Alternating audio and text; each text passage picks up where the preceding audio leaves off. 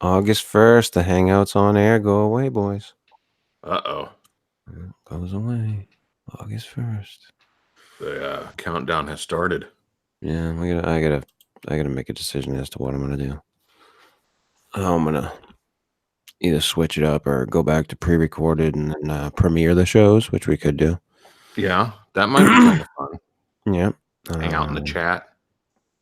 That could be a possibility. I'm not exactly sure yet. So we will cross that bridge when we get to it, like we have many others before. But yeah. Or just blow the bridge up. That can happen too. We're good at that. Oh, fuck yeah. Burning fucking bridges. Left and right. Do we want to get right into it? We got a lot to get into tonight. I mean, we got some topics, but we got some stuff to go over. So I'm thinking we should get right into it. Let's get right into it then. See, but I'm not prepared now. Whoa! What the hell did SoundPad do? I have no idea. I don't either. Damn thing. Must have been Phil. Probably so. Fucking Phil. WTF, motherfucker. That's what we say every week, Phil. Every week. Anyway, yeah, let's start this little fucking shindig. Steve Alcorn's a fine investigator. Oh, fuck off.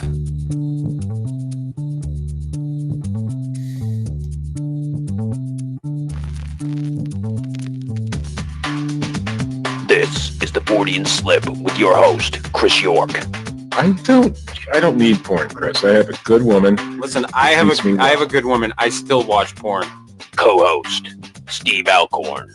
You are the top shit in Bigfootery if you get the invitation. Oh, are I've gotten the invitation 2 years in a row now, Chris. Wow, not me. And sometimes special guest, Matt Knapp.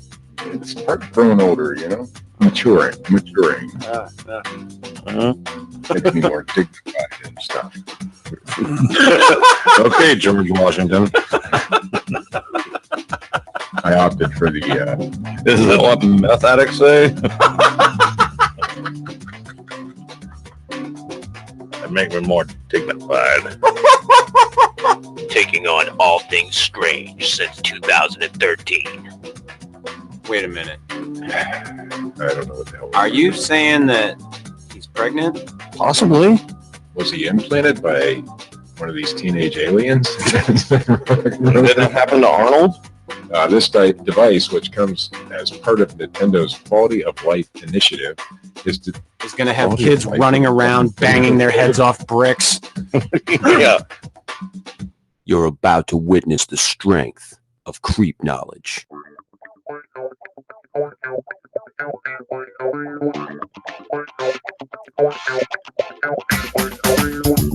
Good evening, and welcome to the Fortean Slip. This is episode 85. Disappearance of Malaysian flight MH370. Steve? Yeah. How do I sound, Steve? Yeah. Back to the same old. Back to the same old? Yeah. Speak up. I can't. I was like almost yelling. No. But before the show, we tested it. It worked fine. That's right. I concur. Jesus. Fuck.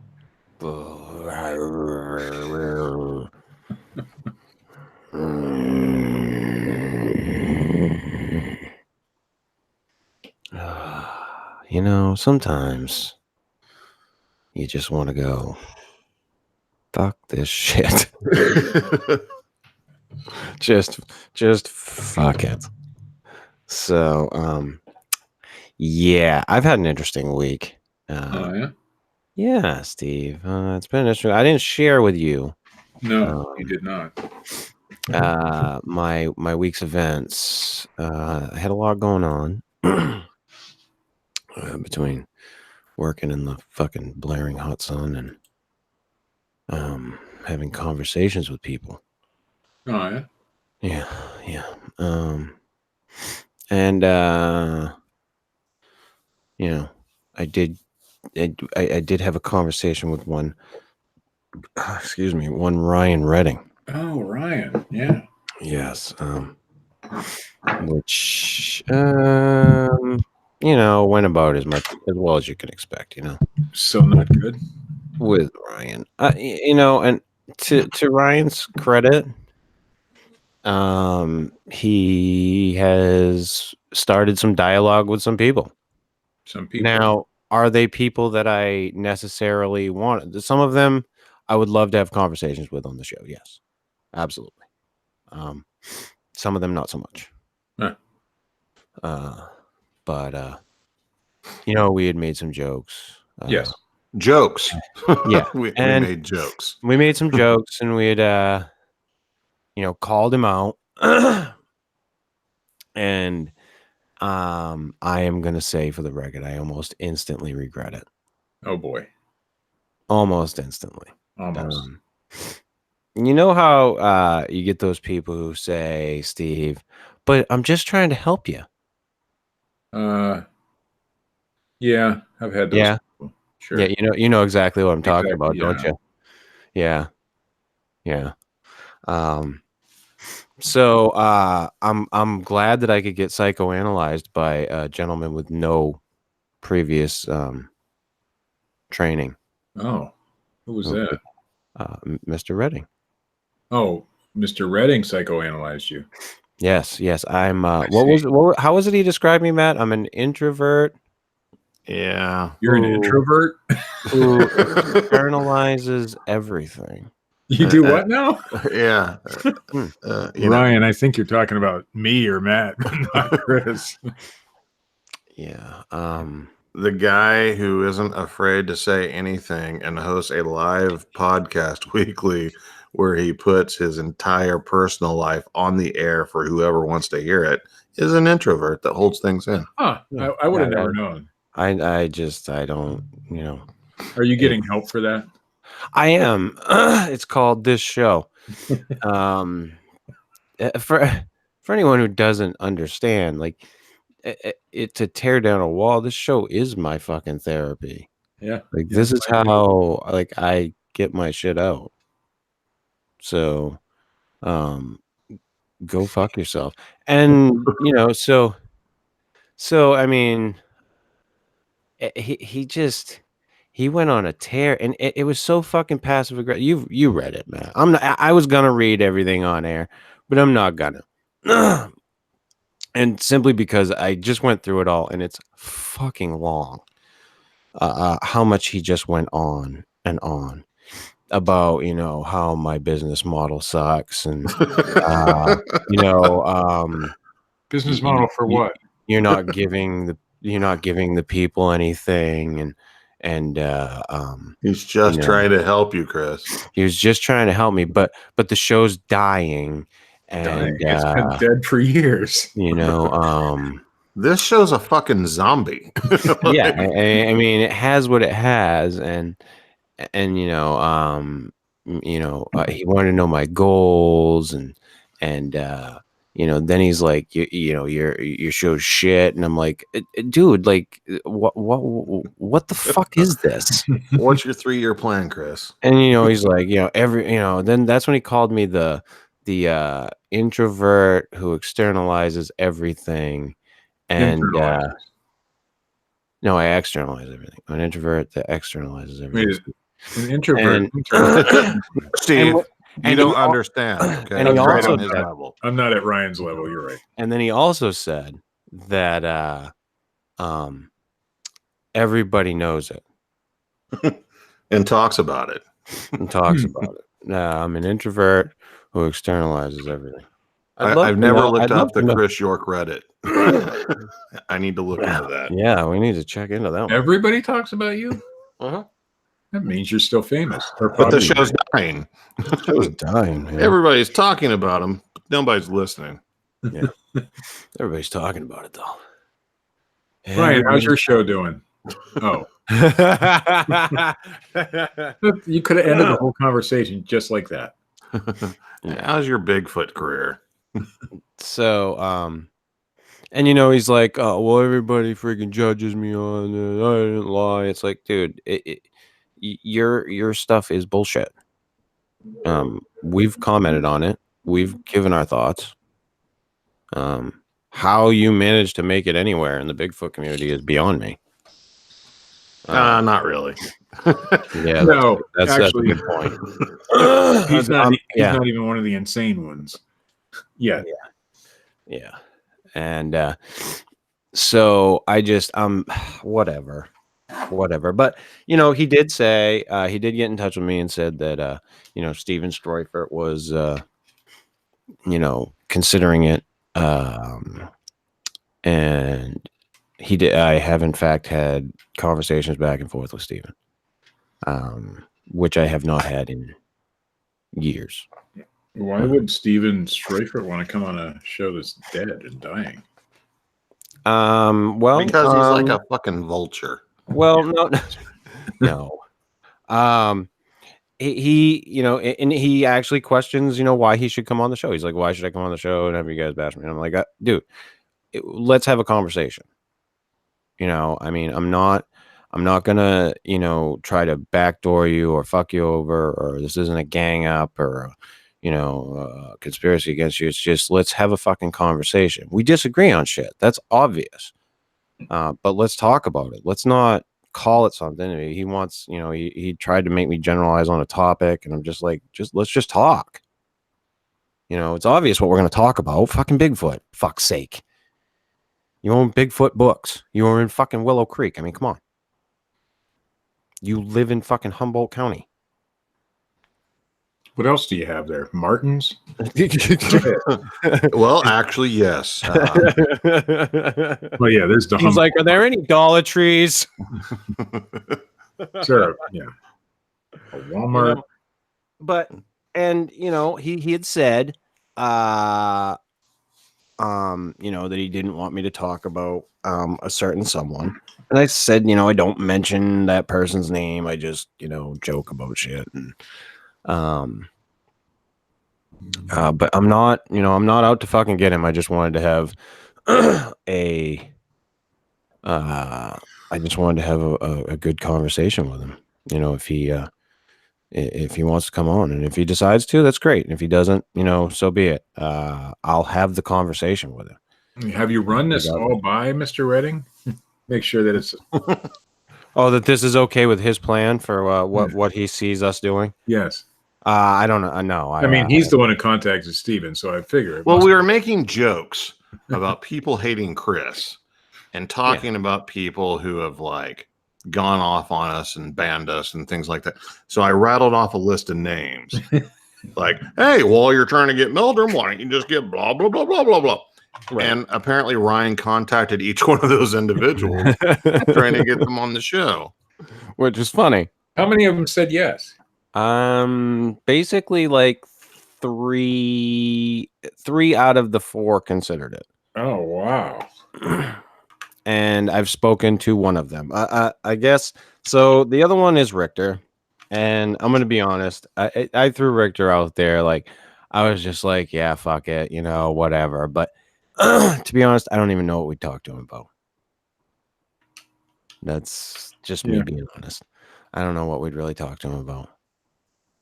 And it's just that's one that because of the stuff that had gone on in the past, I'd want to discuss it with everybody first before I brought him the fuck on. I would talk to him about a recent picture I saw where he attended the Beachfoot event, and he was posed with a couple of German Shepherds. Huh? And I would ask him if those were his dogs or someone else's. Yeah, I don't know. Maybe he got a couple of German Shepherds. I mean, I don't know about this photo, so I can't be. I'm not aware. I'm unfamiliar myself. Well, he attends the Beachfoot thing every year, and they recently had this year's little get together soiree, and I'm friends with Todd Neese, the host, and he had posted a group photo, and I saw Richter was there and posing with a couple of German Shepherds. So I know his previous dog has passed away, but maybe he did get some more. I don't know. Interesting. I know he has a cat. I don't know, but anyway, in the one we know we're not getting is Dr. Meldrum, but Michael Merchant actually said he'd yes. I didn't tell you about that one really, Steve. Really? He said he what were the exact? Let me get the exact response. He was going away.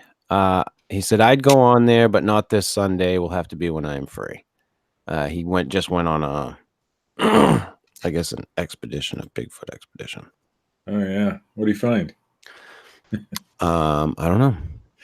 That was not a question that really needed an answer. Oh, I thought you expected me to tell you. No, I don't know what the where the expedition was to. I didn't get any of the intricate details, but and I would definitely have the conversation with him. That'd be an interesting one. Yeah, that would be interesting for sure. Does he have to run it by never mind. Yeah, see? Ryan's got us on our toes now. Oh yeah. Not Ryan. There was another person they seemed to run everything by, and Ryan's like our own little personal Tipper Gore. He probably doesn't know who the hell that is. No, he doesn't. But that's the feeling I have. Richard's throwing shit at me in the chat. What's the best part of the story that I missed? I mean, let me in on the fucking clue me in what I missed out on. Yeah. I know what Rich is referring to. He initially contacted Richard because he thought that Richard was still the producer of the show. So he's like sending Richard all this shit. He's like, hey, I got fucking Stroyford. I'm talking to Stroyford, and Richard's like, dude, great, but send it to Chris.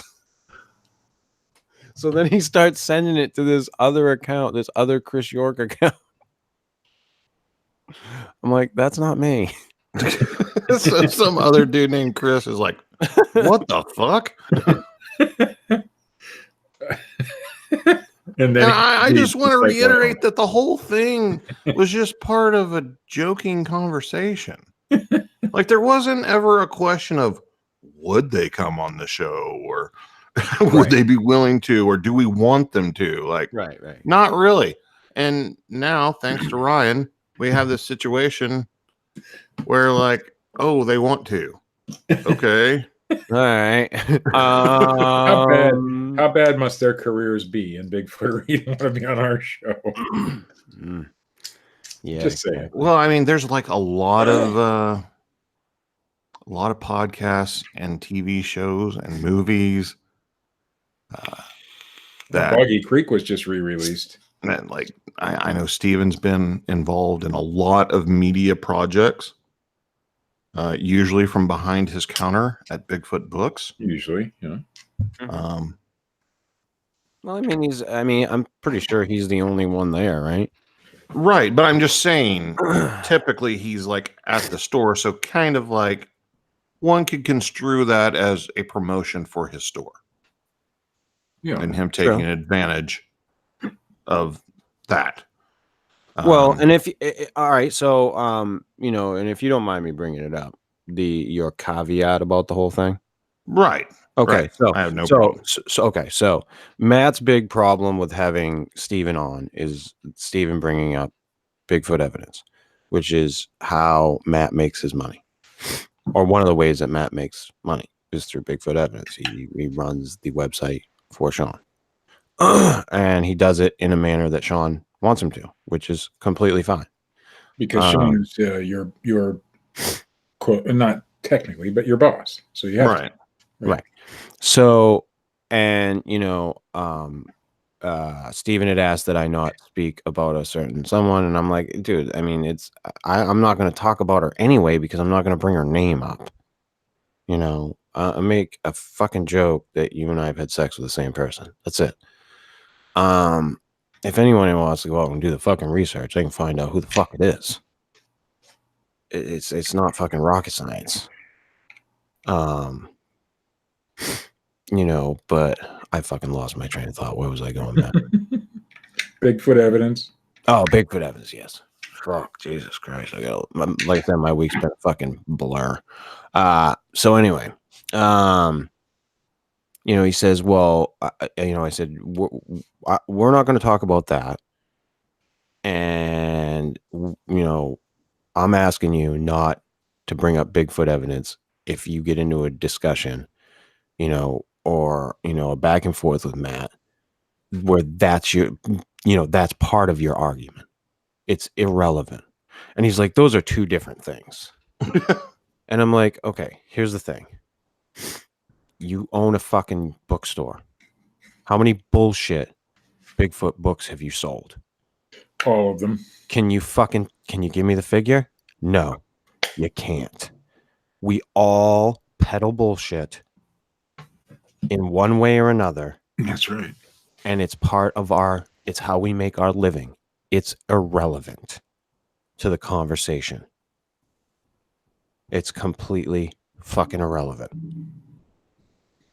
So, that was my only thing back and forth with him. Like I said, I haven't heard much back from him since. I heard back from him today a little bit, but the responses, didn't really tell me anything. So, but I am awaiting finding out about, Michael Merchant. I'm curious about that one. Like I said, Richter, not so much. Like I said, what would we really talk to him about at this point? And I think also on the Richter portion of it, I think there's too much personal shit that just doesn't have any place, in my opinion. So, but that's something we can discuss off air, because I'm open to an argument in the other direction. Well, here's the deal. I'm all for having conversations with these people about Fortean subjects or related subjects or whatever. I'm not okay for, hey, we're going to talk shit and argue for a couple of hours for Ryan's entertainment. Right. Yeah, no, I if I'm going to talk to these people, yeah, let's have a discussion. Let's have a real discussion, because what's the point otherwise? Like, if I talk to Merchant, I want to have a discussion with the guy. Right. If I talk to Stroifer, I want to have a discussion with the guy. I have, him and I have a disagreement on a certain piece of film footage. Let's talk about it. Why is that an issue that we're going to discuss that? And I even brought up when I was talking to him, Matt, that you and I have very differing views on a lot of various subjects, and that you and I can still have honest conversations, Right. and not look at it like that motherfucker. And nowhere during those debates or arguments or whatever you want to call them, have you decided, well, since you have that view on this and it's not mine, you're an idiot now. Yeah. No, I'm never gonna be like, oh God, your IQ just went down in mine. Like I've had conversations with certain individuals where they tell me, oh, I've always respected you and your opinion, all this, and then whenever I do something that they don't like, now, the hammer comes down. That's beneath me. I'm an idiot. I'm stupid, and I know better. And I'm like, come on, man.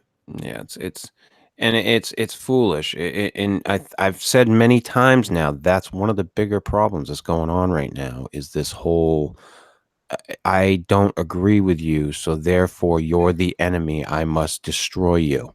Right.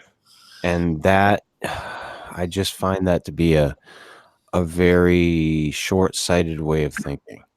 We're not looking at things in the long term. We're not looking at things of doing things together and being a unified people. It doesn't make any sense to me. But that's the problem, is that these people think that they're going to come on here and that we're going to be very combative. I mean, we weren't combative with Claudia. Nope. At all. We might have been a little combative with Patrick Epistemon. Oh, well, that one I will concede to. That one we got, but Patrick knew it going in. Yeah. For the record, he knew that going in. So it wasn't like we took him by surprise. Now, Matt coming on that show, that was a surprise. Well, I wasn't part of the show at that time either. Right. Yeah. And so that part of it, yeah. But no, we're not out to waylay people or to no. That's not what this is about. I want to have discussions. I have an interest in these subjects and I have questions. Does that mean I'm just a skeptical, nothing is real person? No. It's just funny to me, though, because, like, I understand how we act on the show and everything. And, like, so I understand, coming into our house, there's some apprehension. But what's funny is my personal relationships with each one of these individuals resulted in them attacking me. Like, I didn't attack those people. They attacked me, but they're worried about being attacked. Like, it's weird. Like, with the Michael Merchant thing, if he comes on the show, like, my whole issue with him was, which I've stated before, him blocking me and then kicking me out of his group and then running his mouth about me when I couldn't respond. Right. So, like, what is he going to do in this format where he can't do that to me? Right. And he has to let me have my say. Right. And will he even do it? Well, and that's the other thing. Will he even do it? Like, because I mean, I know first off, I can tell you right now that I don't necessarily have too much that I need to talk to him about, but I am eager to see what Steve has to say to him. I don't know. I mean, just kind of eager. What can you say to him?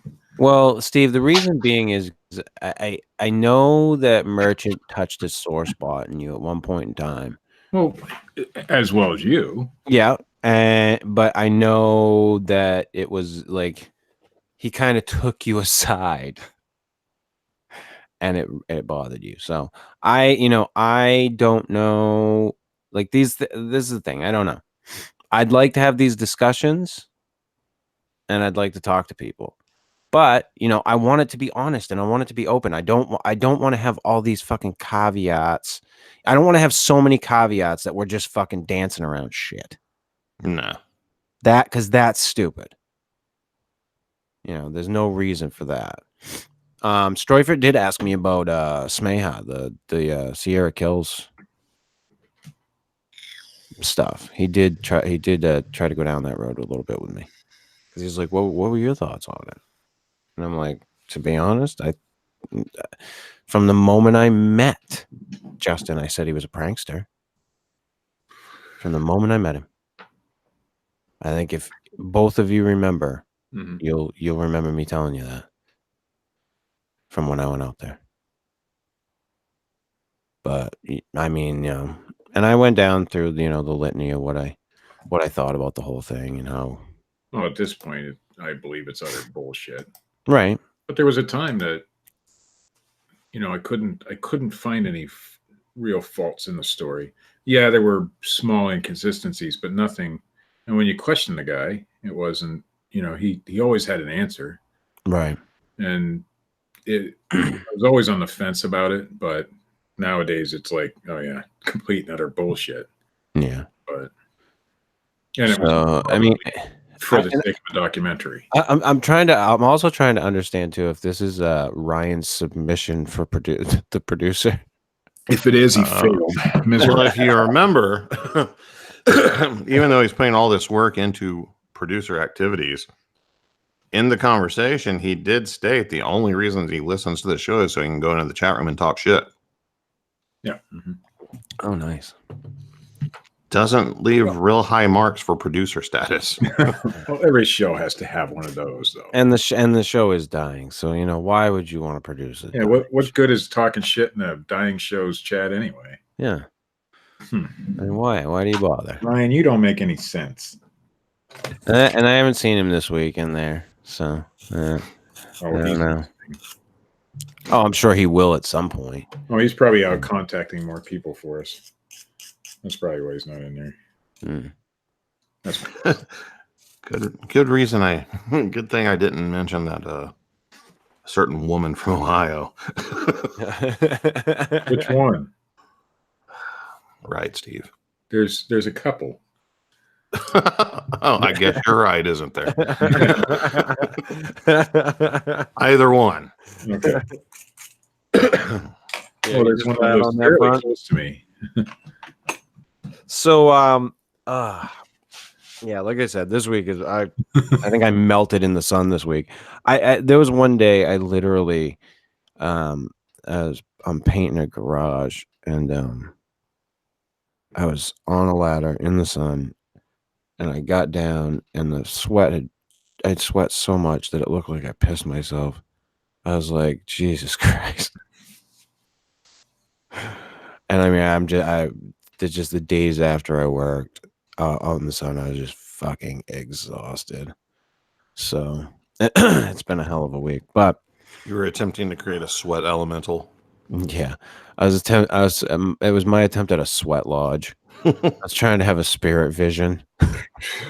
I'm up on a ladder, fucking. Hey. What if Ryan is your spirit vision? Oh God! Please tell me it's all a hallucination. Well, if you are attempting to go on a spirit quest, I wouldn't suggest being on top of a ladder at the time. Yeah, that might not the best time, not the best place. Result in the way you want it to. The falling down from said ladder. But yeah, so we get a couple other producer submissions this week. Yeah, we get one Katie Evans. Oh, which I will. And I cleared it with her if I could play some of the audio, on the show. That one made me fucking chuckle. I'm not gonna lie. And the first thing out of Matt's mouth was, "That needs to go on the soundboard." I haven't heard it yet. So no, I was gonna send it to you, and I didn't. Like I said, this week's. You were too busy arguing Ryan. And You know what effect it had on me? Get it. Oh no. It was like that effect that, like, whenever you're like watching a movie and that sweet little kid just like starts dropping F-bombs and stuff. It was like that, that kind of funny. Yeah. It was fucking great. I'm just like, this is awesome. And it just goes on and on. And I'm like, oh fuck. I was rolling. And she had the camera at the ready the whole time. Oh yeah. That's the best part. And like, we know how editing works. So like, yeah. How much footage did she go through? I want to see what made it to the cutting room floor. Sounds like we might have a strong front runner, even though I haven't. Oh my God, did it make me fucking laugh so hard? I was fucking like, oh my God. Whew. I would also like to hear her talk more in depth about what her boyfriend thought. You're doing what now? Putting together a belching compilation. Who the fuck is Ralph? Well, now I gotta hear this. I'll send it to you. And we got our submission from Gabby this evening. That one I have heard. Yeah.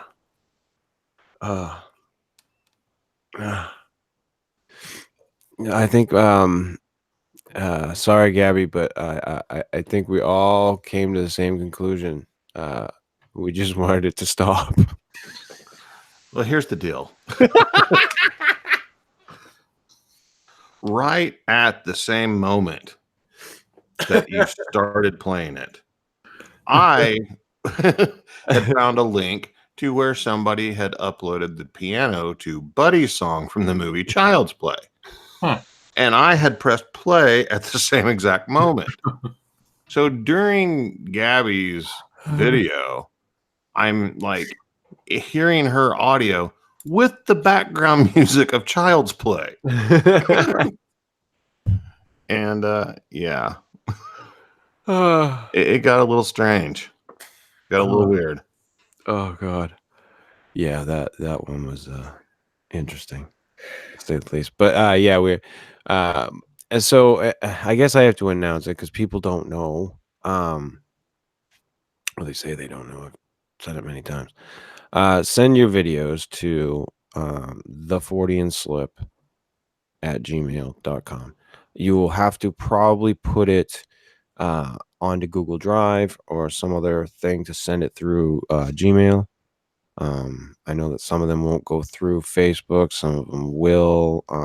I had to have Gabby send me hers through Facebook because she couldn't figure out to get it through Gmail, but you have to upload it to Google Drive or some other thing. So yeah, send them to that email for your submissions, and I'll have some of the audio to play on the show. We'll start going through it. Did we like your song, Gabby? We just said we just wanted it to stop.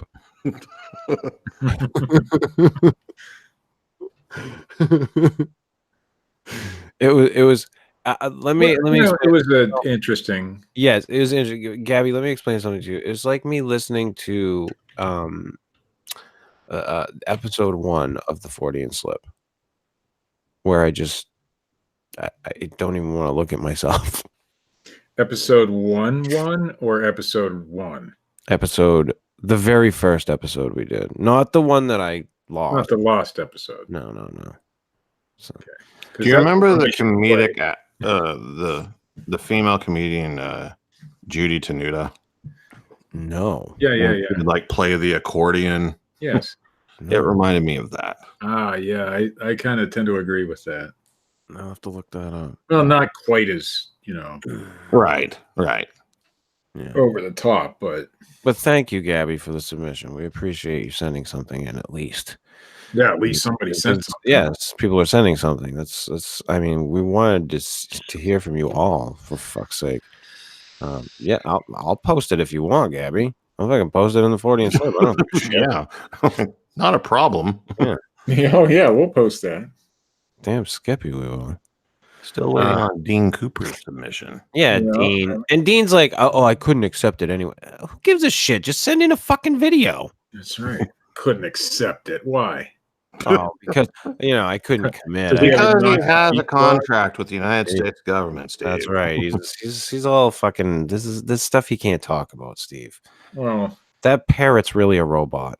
Well, I know he's involved with some other show I can't remember the name of, but Dean Cooper is really Dean Venture.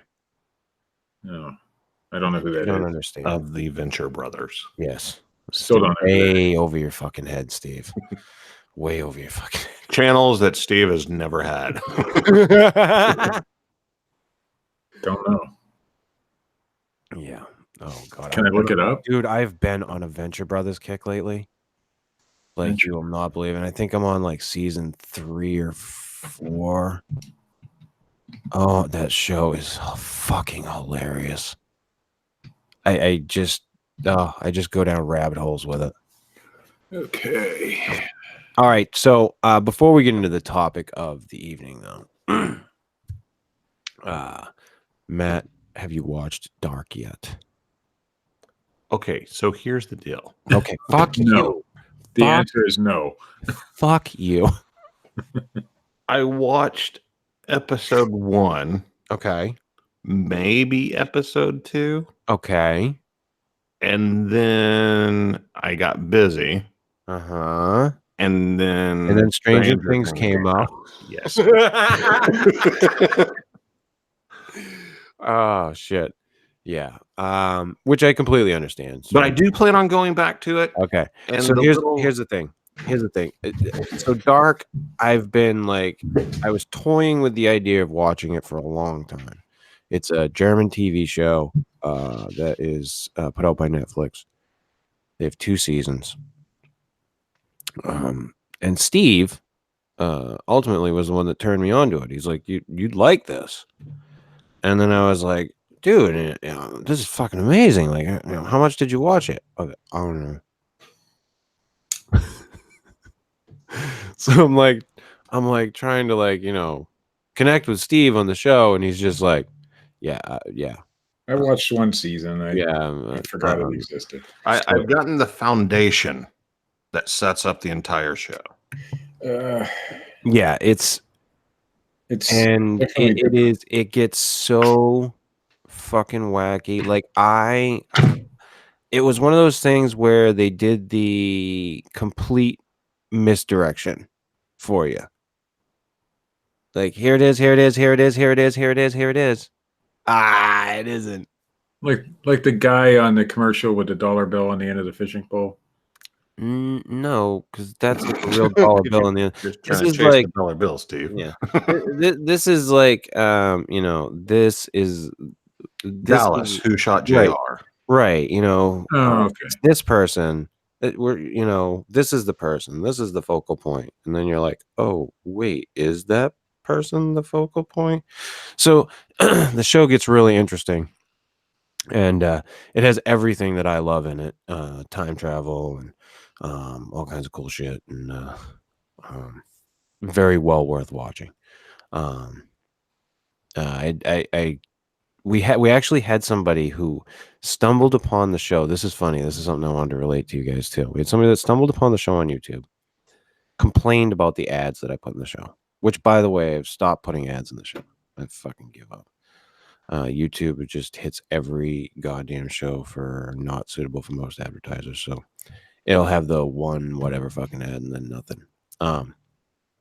But so I had said to him, I said, well, hey, we have the show. The show is an RSS feed. You can go and get it on the Apple Podcast, Google, all Spotify, whatever. And he's like, yeah, that's cool, but it's easier for me to just watch it on YouTube because Apple Podcast doesn't work well for me. And I'm like, I said Spotify and Google Podcasts. So, he was like, he's just complaining about shit. And I'm like, I'm trying to work with. I'm like, you just sound like somebody who wants to complain, man. I'm trying to work with you. And that was my answer to him. And then when we had talked about Dark last week, when I brought up that I was watching it, he had said it's a great show and that it has a great soundtrack. And I'm like, oh, so you came back. So I think we might have gotten a new listener out of that one. You don't gain listeners when a show's dying. I know, man. You just don't ruin Ryan's whatever he's got in his brain. Don't ruin that. Yeah, and for the record, like anybody who doesn't, who listens on YouTube, if it's an issue with your data or whatever, you can get it on Spotify, you can get it on Apple Podcasts, you can get it on Google Podcasts. There's a bunch of other ones. I don't seem to be seeing it on Stitcher yet. I have to I gotta look into that and see if there's any way that I can get it on there, because that would be great. But it is out there in that form or in those formats, so you don't have to use all that data. You can just download it as a podcast, and I upload it usually every night after we do one. I upload it right to Anchor is the website, and I'll post a link in the Fortean Slip like page tonight for it, so you all can see it. And that's probably where Can they find it just by going to Anchor? Yes. Yeah, you can go to anchor.com, is it? FM, I think. Anchorfm.com. You don't even know. I can I tell you. don't. It's not my gig. I can It's tell not you. mine either. I have no clue. I'm going to find out right now, though. Yes, it's anchor.fm. Yep. And let me see. I'll go to. Let me view the public site. Yes, if you go to anchor.fm/the Fortean Slip, you can listen to all the episodes. If you go to anchor.fm/the Fortean Slip, we pop up as number 1. We pop up as number 1. It's actually Yeah. his page. Yeah. I know. Yeah, and you can listen on Spotify. You can listen on any of those other things. If because the whole live aspect of this on YouTube may be going away. I am probably going to still upload it and premiere it, so it will still come out. And that way we could come into the chat room and talk to you guys. Oh, look at this. What's Sorry. that?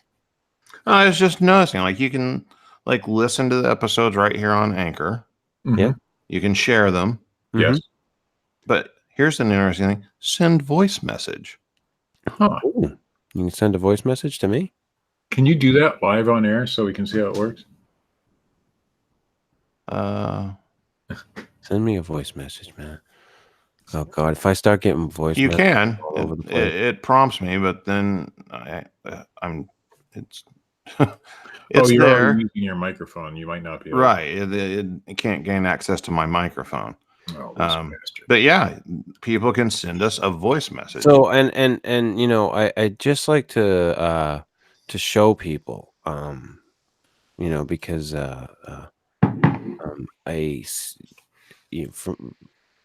Ryan seems to think that why won't it let me screen share? I don't know. Oh, you bastards! Did they take screen sharing away? Well, I'm trying to figure this out. It will No, not. it says you're it's presenting, but presenting. nothing's showing up. It says I'm presenting to everyone. Yes, it says so. Okay. Now, do you see that? No. No, you don't see anything. Okay, so there is a problem. But I was going to show the graph of the podcast on Anchor, and for the record, just like it's growing, like it's moving in the proper direction. It's not going down. And I uploaded all of the episodes from episode 1 of this, the quote unquote reboot. I haven't put anything from before then on there, so it's just from that one on to now. But everything's up there. So I encourage everybody to go check it out and subscribe to them on either Apple Podcasts, Spotify, whatever.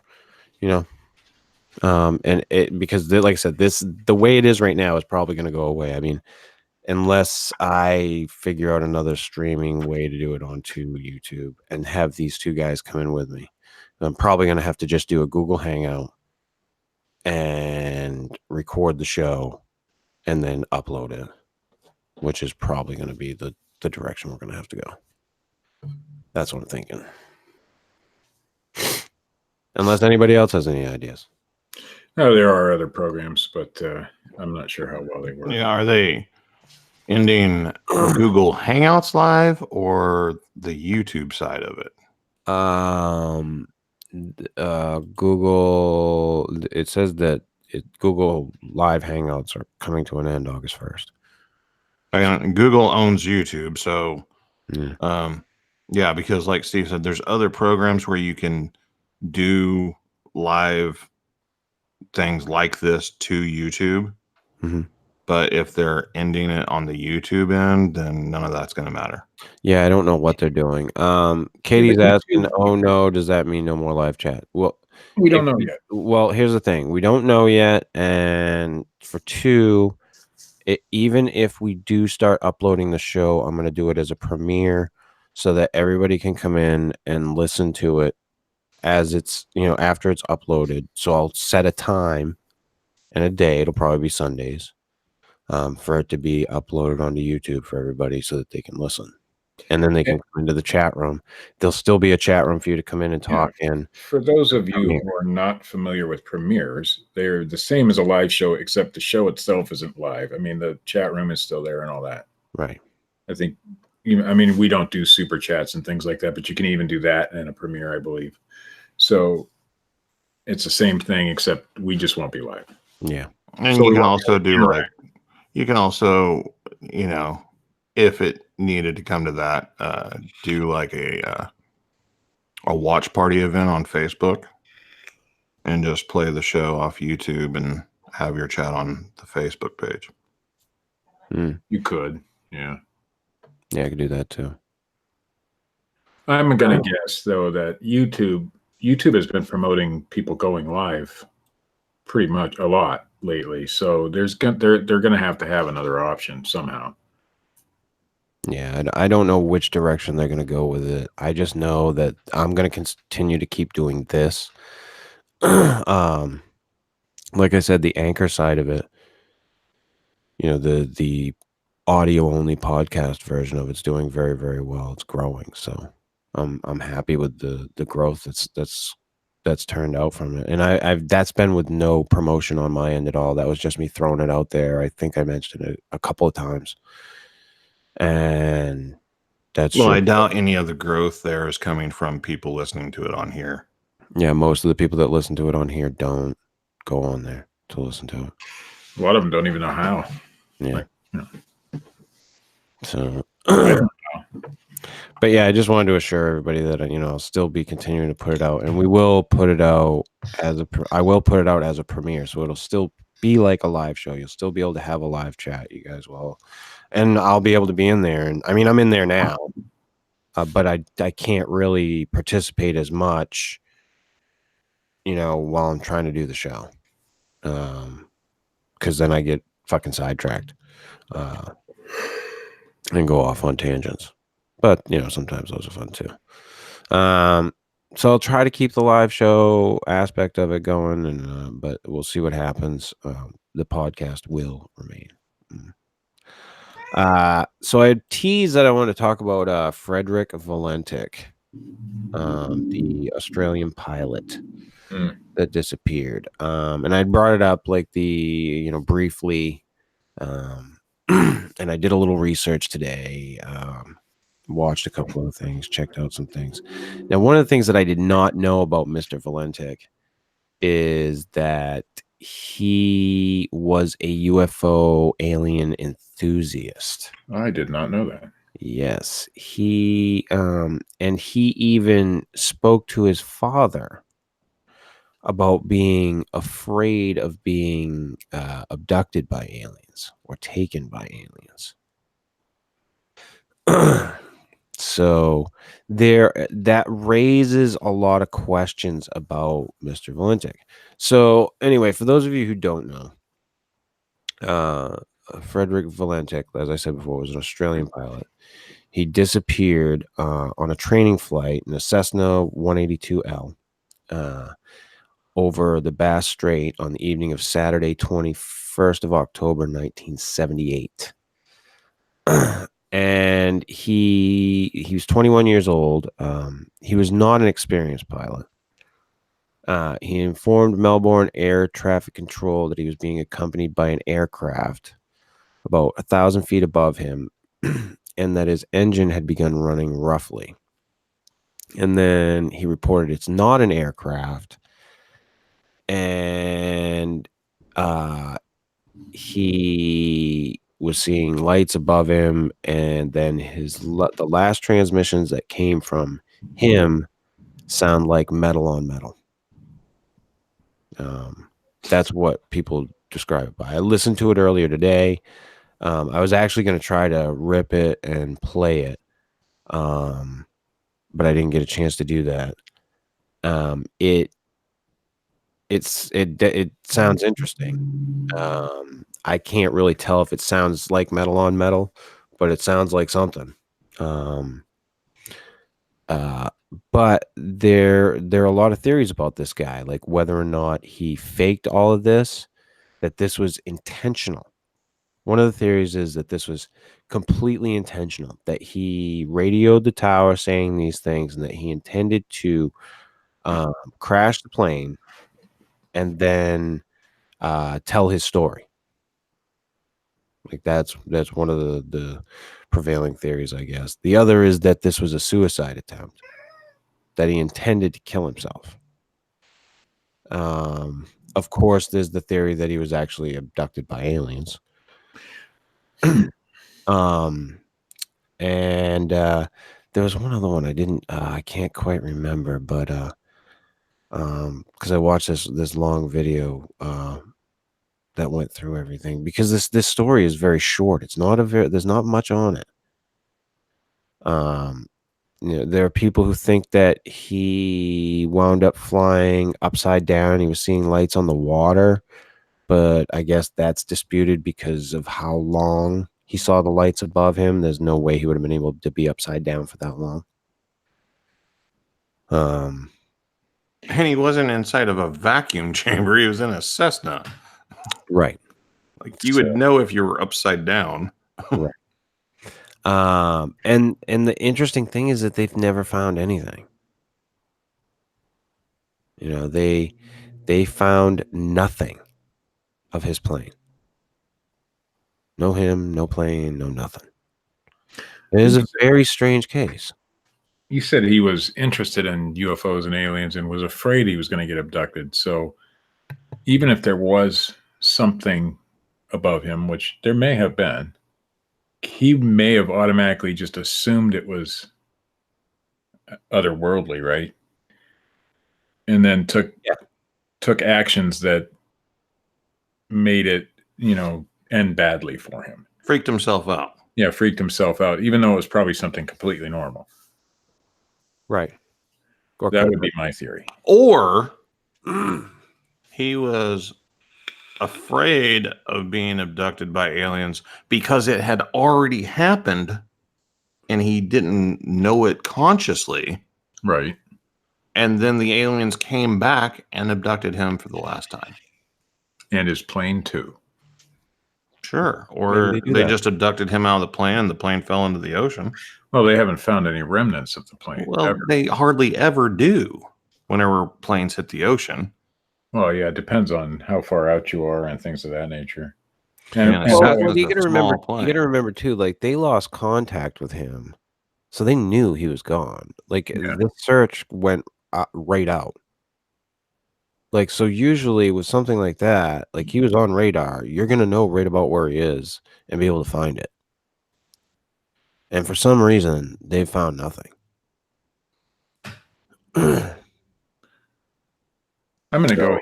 He went crazy over something very normal. That's my. Yeah, I mean, I don't know what the case was. I think it's interesting that there's been nothing found. That's the part of it that interests me, is that they lost contact with him. He was on radar. They know about where he was.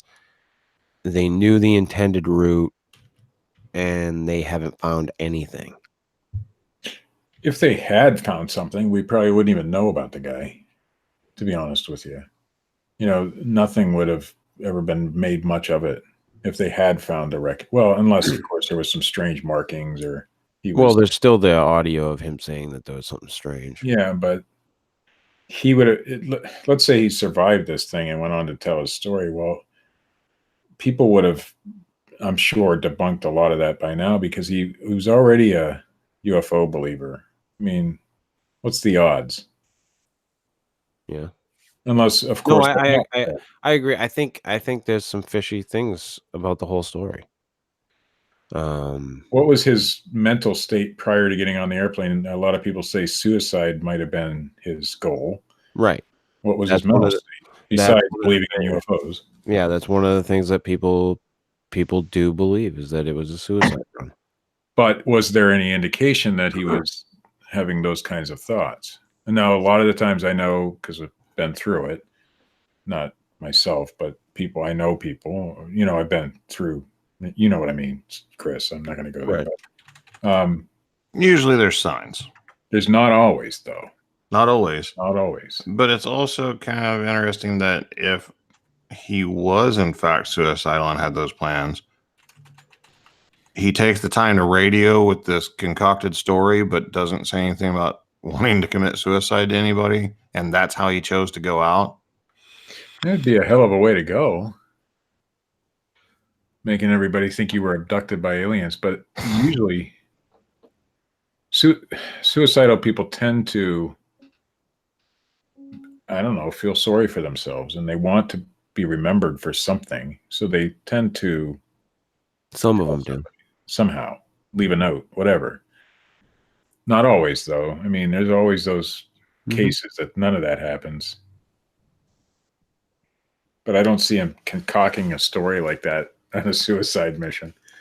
Yeah, it's a very interesting story. I and it's a short little thing. Like, there's not much about it.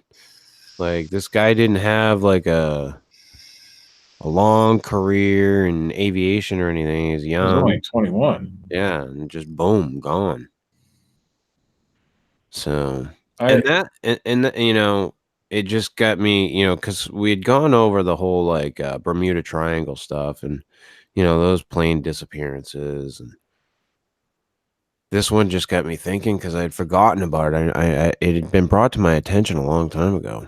There was I don't remember what show did it, but there was a show on that particular incident. One of those in search of type shows or mystery type shows. Unsolved mysteries. It could have been an unsolved mysteries, yeah. And And that's where I had initially heard it. But they didn't mention any of that. Well, he was into UFOs and stuff like that prior. They made it seem very mysterious, of course, because that's what those shows do. But yeah, I'm Robert Stack. Unsolved Mysteries was a great show, though. He's the fucking best. That show would either like I'd get excited and then scared. I get scared every time that guy opened his mouth, man. Fucking, I'll never forget. Like, It's creepy. at the time that it was on, I was living with my dad and his girlfriend at the time, and they would, a lot of times when it was on, they would take off. They would be out, and so I'd be at the house by myself at night and watching the fucking show. And I'd just be like, it's time for Unsolved Mysteries, and turn on, sit on the couch, and I'd be like looking out the window, going, "Oh shit." I would say that show was probably the reason I first started getting interested in these kind of subjects. Oh yeah, that was one of them. One of the things. It was definitely that show that started me, because there were just so many interesting cases that they presented on that show. Now, looking back on them now, I realize that most of that was dramatized for TV and stuff, but it still got you interested in the subject, which was awesome. And that's where I heard about this. I'm pretty sure it was Unsolved Mysteries. Yeah. And I mean, they'd go down some really strange routes too. They'd do some, I think they did some Bigfoot stuff on there. Mm-hmm. Some UFO stuff and some missing time stuff. Yeah. There was some interesting stories on there. I guess there's a theory, or it is the truth, that I did the story on my YouTube channel, that one of the stories on Unsolved Mysteries is exactly like what happens in Jeepers Creepers. Huh? Yeah. Do what? Yeah. So there's a whole there's a portion of Unsolved Mysteries. There was an episode where they talked about these people driving by and seeing this person loading something into the back of their vehicle after like following them or something. And it's the same thing that happens in Jeepers Creepers. Like, they see the thing overloading something into a vehicle over by a house as they're driving by. It you can look it up. It is out there. It is out there. Could very well be where the creators of Jeepers Creepers got the idea for the story. Right, exactly. That was the whole idea. And if you look at it, it really is. It's very, very similar. I saw something recently where somebody had posted this thing on Facebook. I think it was Facebook. Anyway, they were saying that like talking about something about how like the Matrix was being like copied, or like they predicted things in the Matrix, you know, that are like these other stories. And I'm like, I'm able to tell from reading this that they have no idea that like the Matrix was kind of notorious because it like stole all these ideas from these previously created things, Oh yeah, and they just put them together, and that's how the Matrix came to be. yeah. Which now is fine to do, but back then people threw a fit about it. Oh yeah. I mean, and people get way too nitpicky about that shit. Way too nitpicky, if you ask me. Watch So any Christmas movie. It's a variation of every other Christmas movie ever. yeah, I mean, come on now. There's But- always a miracle at the end. Yeah, always. So it led the Frederick Valentic stuff led me into going back to look at Malaysian flight MH370, Ah, yes. which we were doing the show when that happened, Yes, and we wound up doing I think a couple of different shows on it I believe so. when it disappeared. So I went back and watched a couple of different 60 Minutes Australia. Never watched any 60 Minutes Australia, but I watched a lot of it today. On the, you know, what we know now about Malaysian flight MH370. And, you know, there's some obvious things there, but it's still a fucking mystery. And unless they can find any more facts or clues, which probably is never going to happen, we're never really going to know. So the Malaysian flight, to give everybody a little backstory who doesn't know much about it, it disappeared on March 8th, 2014, while flying from Kuala Lumpur to Beijing. And they sent a last communication right before they were leaving. Was it Malaysian or Vietnamese, or they were just about to enter one? Anyway, they sent this last transmission where they said goodnight. And after that, the transponder shut off. And they disappeared off. I guess like normal radar. Right. But they were still on military radar. But here's the problem with all of this. The Malaysian government supposedly knew all this and never said anything. Like, because they were tracking it. And Yeah, and deviated it off went the on a course. crazy course too. Right, yeah, it took like a hook turn, fucking left-hand turn. Now, here's the other strange thing that the guy, one of the guys who was a flight simulator guy, he's does all kinds of tests in flight simulators. He trains pilots, yada yada yada. He went back over the information that they had on how the plane flew, and before the plane, as the plane was taking off and as it was going into the route that it was going on, he took a dip. He dipped the wing on the left-hand side. He dipped the plane to the left and then turned it back and turned to the right. And there was no reason for this. And they couldn't figure out why until they realized that he was flying by his hometown. So he's saying hi. So the prevailing theory is that he was saying goodbye. Could be. Had he done it before on previous flights? Well, that was something. Actually, that was something that I asked myself when they did this. When they brought this up, you know, could we go back and look at his other runs and see if this is something that he just did. And if so, does it mean that much in the whole story? But anyway, this flight had 227 passengers, 12 crew aboard, all presumed dead at this point because nothing has been found really except for a piece of a wing and a what are those called? The fucking, I don't know, the It things took a on the long, wing. if I'm remembering correctly, it took a On the wing. very long time for anything to show up, right?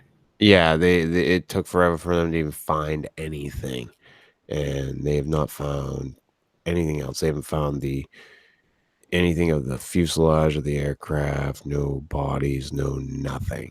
But this thing took like a fucking hook turn and flew, and the path that it took, once it took that hook turn, because he was out over the ocean. The pilot was out over the ocean. And like, I guess the co-pilot was new, young, and he had never worked with him before. But they took this fucking hook turn, and they're going over land between Malaysia and whatever's above Malaysia. I can't even fucking remember. Malaysia and Thailand. And he hugged the fucking border. So he was constantly going in and out of Thailand and Malaysia's airspace, and they said that this was completely intentional because they wouldn't have notified anybody about it because they're like, oh, it's off he's not in our airspace anymore. So it was a completely intentional move. Now then, after he gets out over the ocean, he takes another friggin' hook turn to go a little more north, and then after that, takes another turn to go down into the Indian Ocean, like down towards like west of Australia. And that's where the signal gets lost. Now, here's the strange thing. The only reason they have any idea of whereabouts this thing wound up is because the manufacturer of the engines put a chip in there that relays a signal to a satellite. And it was supposed to only relay data. Well, of course, because it's in there, they were able to triangulate about where the fucking plane was. Yeah. Which I think is funny. Oh, this isn't, we won't be able to track the plane. We were able to figure out about where the fucking plane was based on the data sent to the satellite. It just all seems very interesting. So they know about where it fucking went down, or they think the data that they have says that it was. There's questions whether or not the pilot intentionally tried to land it in the ocean, whether or not he was trying to hide this plane. There are many people who say, people who have done investigations into these things before. If he had crashed into the ocean the way they say he did, there would have been a huge mess. It would have been everywhere. You just seen friggin', like the flotation devices, it'd be everywhere. But you don't see any of that, which makes the assumption that the fuselage all stayed together and sunk. Which would mean it was a controlled thing, that he did it on purpose. Because there's all these theories that, again, people go to like UFOs and aliens. And what if he went into a time warp, slipping in a triangle of Malaysia? Wasn't there theories that it was shot down by a missile and all that stuff at the beginning? In the beginning, yes, there was some theories of that going around. There were theories that maybe a terrorist organization had stolen the plane. That's actually the most prevalent theory, right? That it was terrorism, and the foreign governments just aren't talking about it because they're not going to give the terrorists the voice that they wanted. Yeah, that's. So who knows? Who knows what really happened? It's a lot of these people whose families or family members were on this plane, really just want closure. Oh, there's people from the United States that were on the plane. Yeah, there's people from all over the world. Not saying people from the United States are more important, just that we happen to live here. Yeah. So, So it I sounds mean, like, go ahead. was Steve. it a fairly normal flight up until the transponder went out? Yes. Well, it didn't go out though. It was turned off intentionally. Right. And then see So that here, it's proven that it was turned off intentionally? Yeah. yeah, and they're pretty sure at this point. Like, here's the other like zinger of the whole story is that when they finally went to the pilot's house, they found on a flight simulator on his computer a path plotted out that was very similar to the one that was taken by the plane. So this seems like a very intentional thing. But what would his purpose have been? Who knows? I mean, was there any evidence found that why he would do this? Not that I'm aware of. That's why it's a mystery, Steve. Well, yeah, I understand that, but I don't know. It freaked me out. I mean, naturally with 9/11, everybody got freaked out. But like then over the years after that, you would hear stories about how like there's just like commercial airliners that are like missing and nobody knows where they are that have been like stolen. And so like, we don't know what that guy's situation is. Somebody may have offered him a lot of money to get that plane somewhere else. Right. I mean, we don't know. But they did find the wing, correct? Yes, they did find a piece of the wing and a piece of the flap or whatever the fuck that's called there. That comes down off the wing. Huh. But I can tell you one thing about the stolen airplane thing, and I don't know how prevalent that would be, but my wife's uncle owns locomotives, and he rents them out to different companies and things like that. And he said you would be surprised at how many times one of them things he has no idea where they're at. Yeah. And so I would be a little bit worried about something like that because he was looking for one of his trains here in the town that I live in because we have a switching yard here, and it was supposed to be here. It wasn't there. So it got us on that conversation. And now that you're saying terrorism and all that things, I'm thinking, well, how hard would it be for a terrorist to hijack a train? Wouldn't be at all. Well, there's also, foreign militaries that would pay high dollar for that sort of thing, but don't have enough money to get their own. I mean, it's not always terrorism, I'm sure, but it's just weird that something that big can just disappear. yeah. I mean, they can, people are always so concerned, like, oh, Big Brother's watching, turn your cell phone location off and all that, but they can't find a freaking commercial jetliner. Right. Yeah. Big Brother might be watching on a small scale, but they want you to believe they're watching on a big scale. Yeah. Oh yeah. And here's the deal. They can't watch everybody. Like the amount of data that is out there between people, it's insane.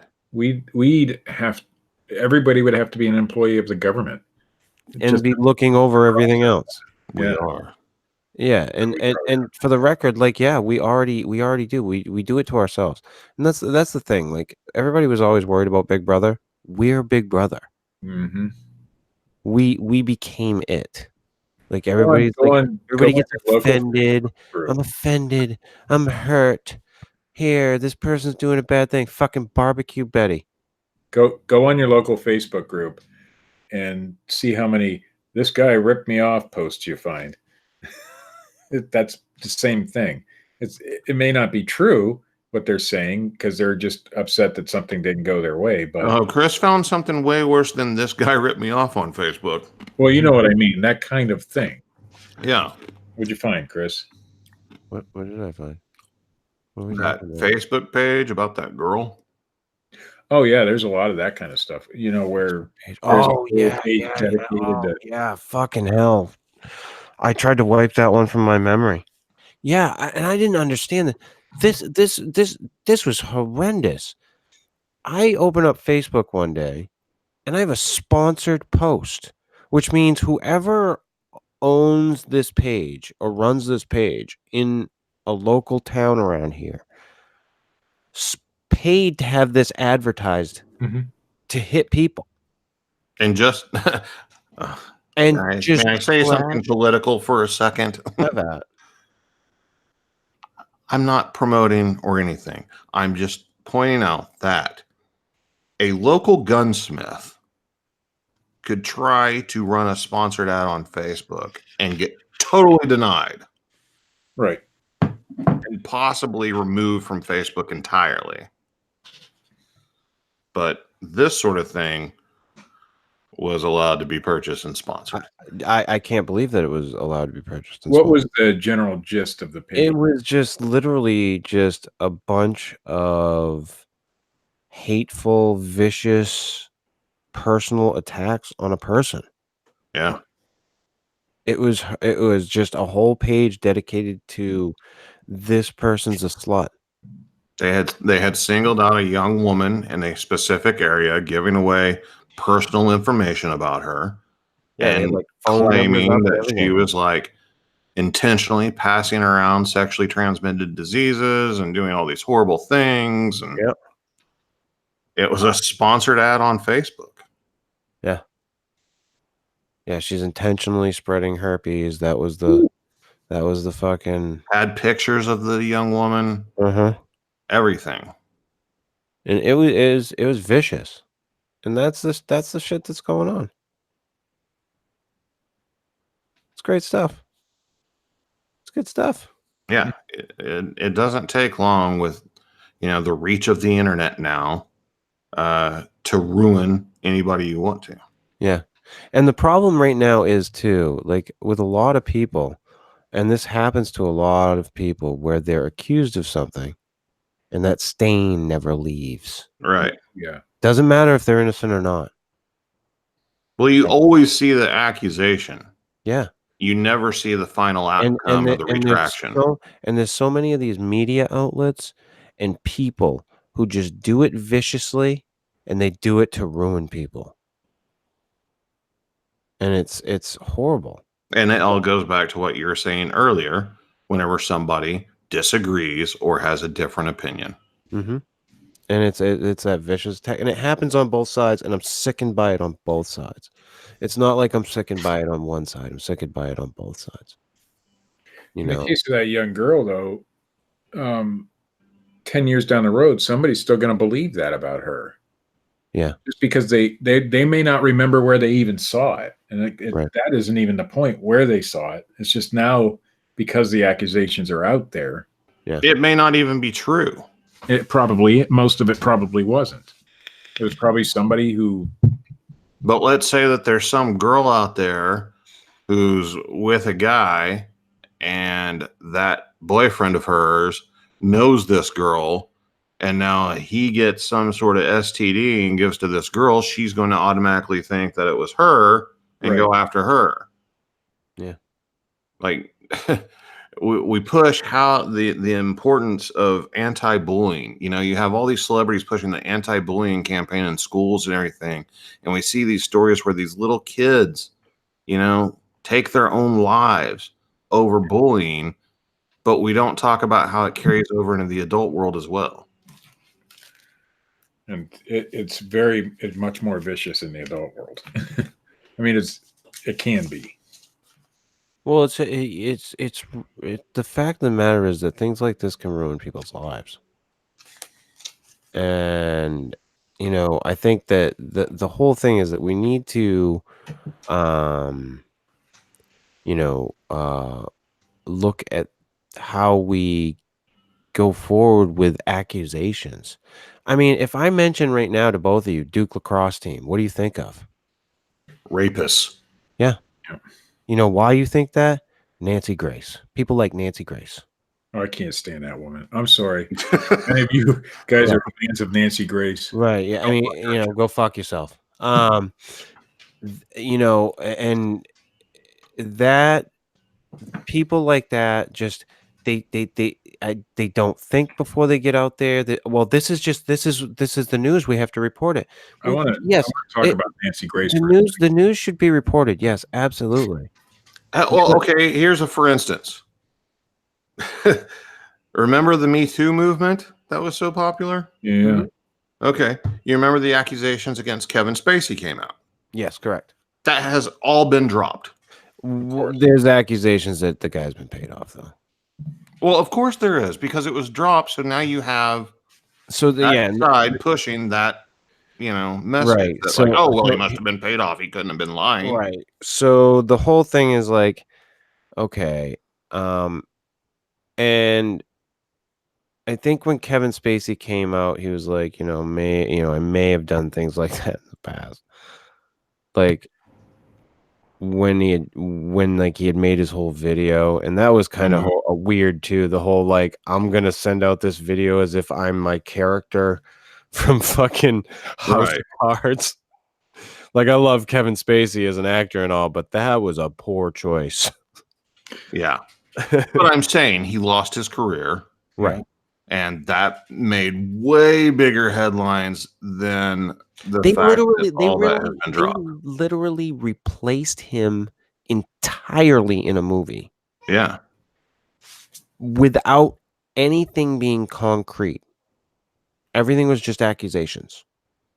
And they took him out of a movie that was already made, already filmed, and went back and refilmed all of his scenes with someone else. And I understand, what people say, like, the victims have to be heard. You know, we can't keep on saying, oh, well, they're lying. I get that entirely. But at the same time, we also have to understand that we live in a time where people do lie. Well, part of that Me Too movement was it didn't matter if the accusation was true. And look at what just happened with Jussie Smollett. That whole fucking bullshit debacle. That was crazy. That whole thing is a disaster. And then he comes out after like the fucking prosecutor drops shit based on horse shit. The police are pissed off, and he's like, "Well, I'm exonerated."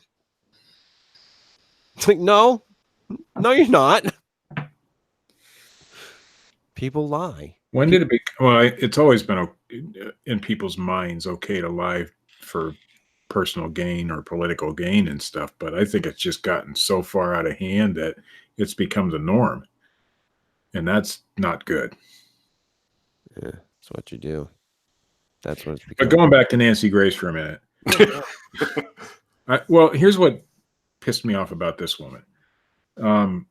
She did this show, and I can't even remember what the show was, to be honest. But it made me so mad. She's making all these accusations against this guy, and over and over and over, and he's guilty. He did this. He raped this woman, or whatever it was.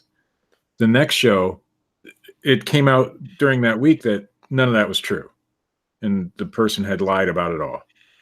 And she comes on her show and says, "Oh well, basically," and I'm like, "What the fuck?" Yeah. Oh well, it was the information I had. I don't apologize.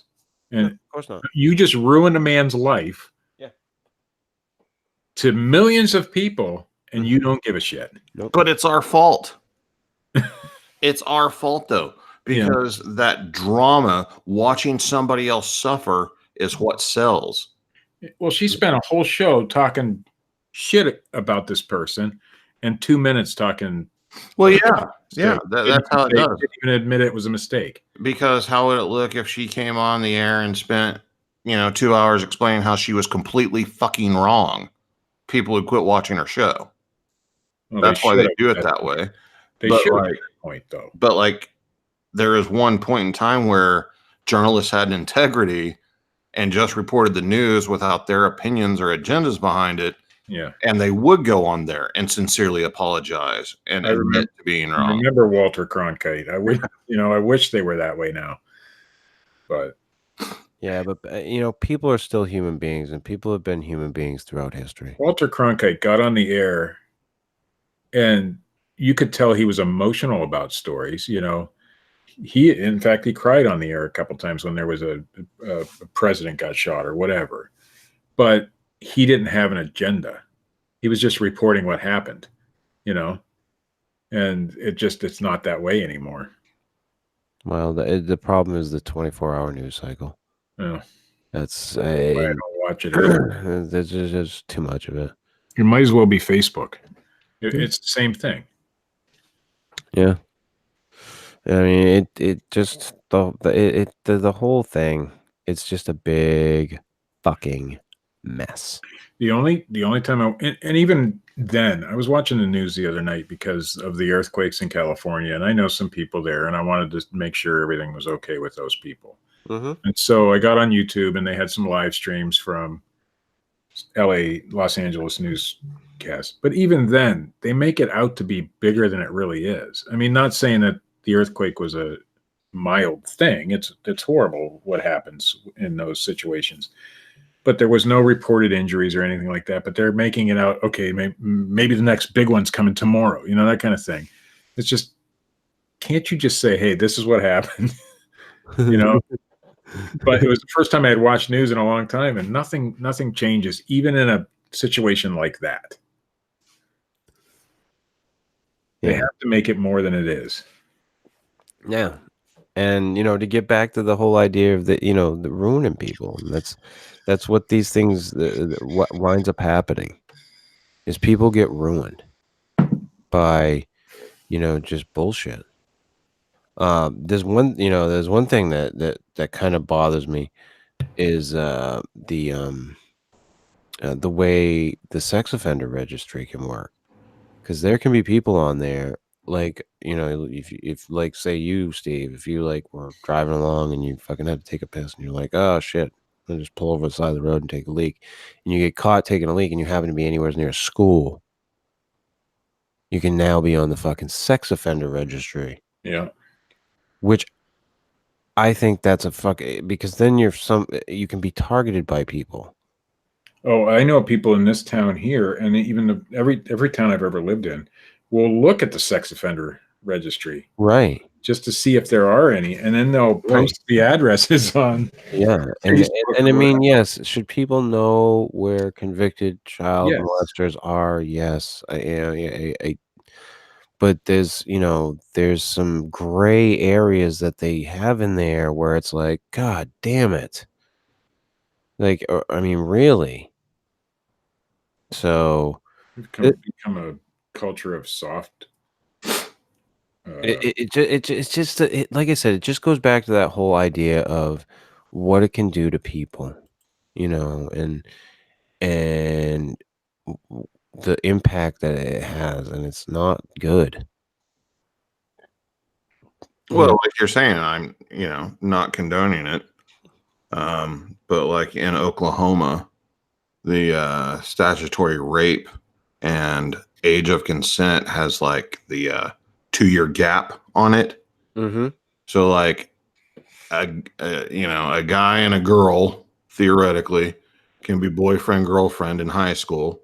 He's a couple of years older than her, but once it gets to a certain point, let's say he gets her pregnant later on, she's still a minor, he's now an adult, parents press charges, and now he's a sex offender, he's a rapist. Right. Yeah, and I have an issue with a lot of those cases too.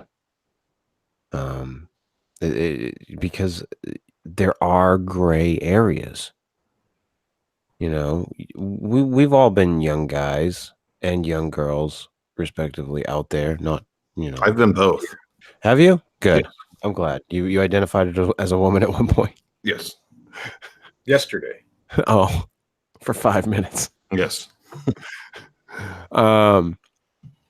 But I mean, we've all been there, and shit happens. You're coming into yourself, you're learning about your body. I mean, it's strange shit going on. So to act like fucking strange shit doesn't happen with teenagers is just fucking foolhardy. Fucking foolhardy. And then to demonize somebody because of something that they did for the rest of their life. Obviously, it depends on the offense. If it's just a boyfriend-girlfriend thing and it's that kind of situation. Yeah, but Steve, it doesn't tell you the details on a sex offender registry, though. Yeah, it doesn't matter. It doesn't matter. It just says statutory rape, which means you had sex with an underage girl. Right. But there are even though you were 18. there are Yeah. certain situations that people And should be on that list. There are, Steve, but there's Lots of them. yeah, there are. But there are instances where young kids are having relationships and they are very close in age. And I think that should be looked at too. Closer. I Sure. know I I agree. am friends with, or I was friends. I didn't quit being his friend because of this. I had at a one time a friend who was a registered sex offender for rape. The situation was he lives in a small town, worked as a dispatcher for the town's jail.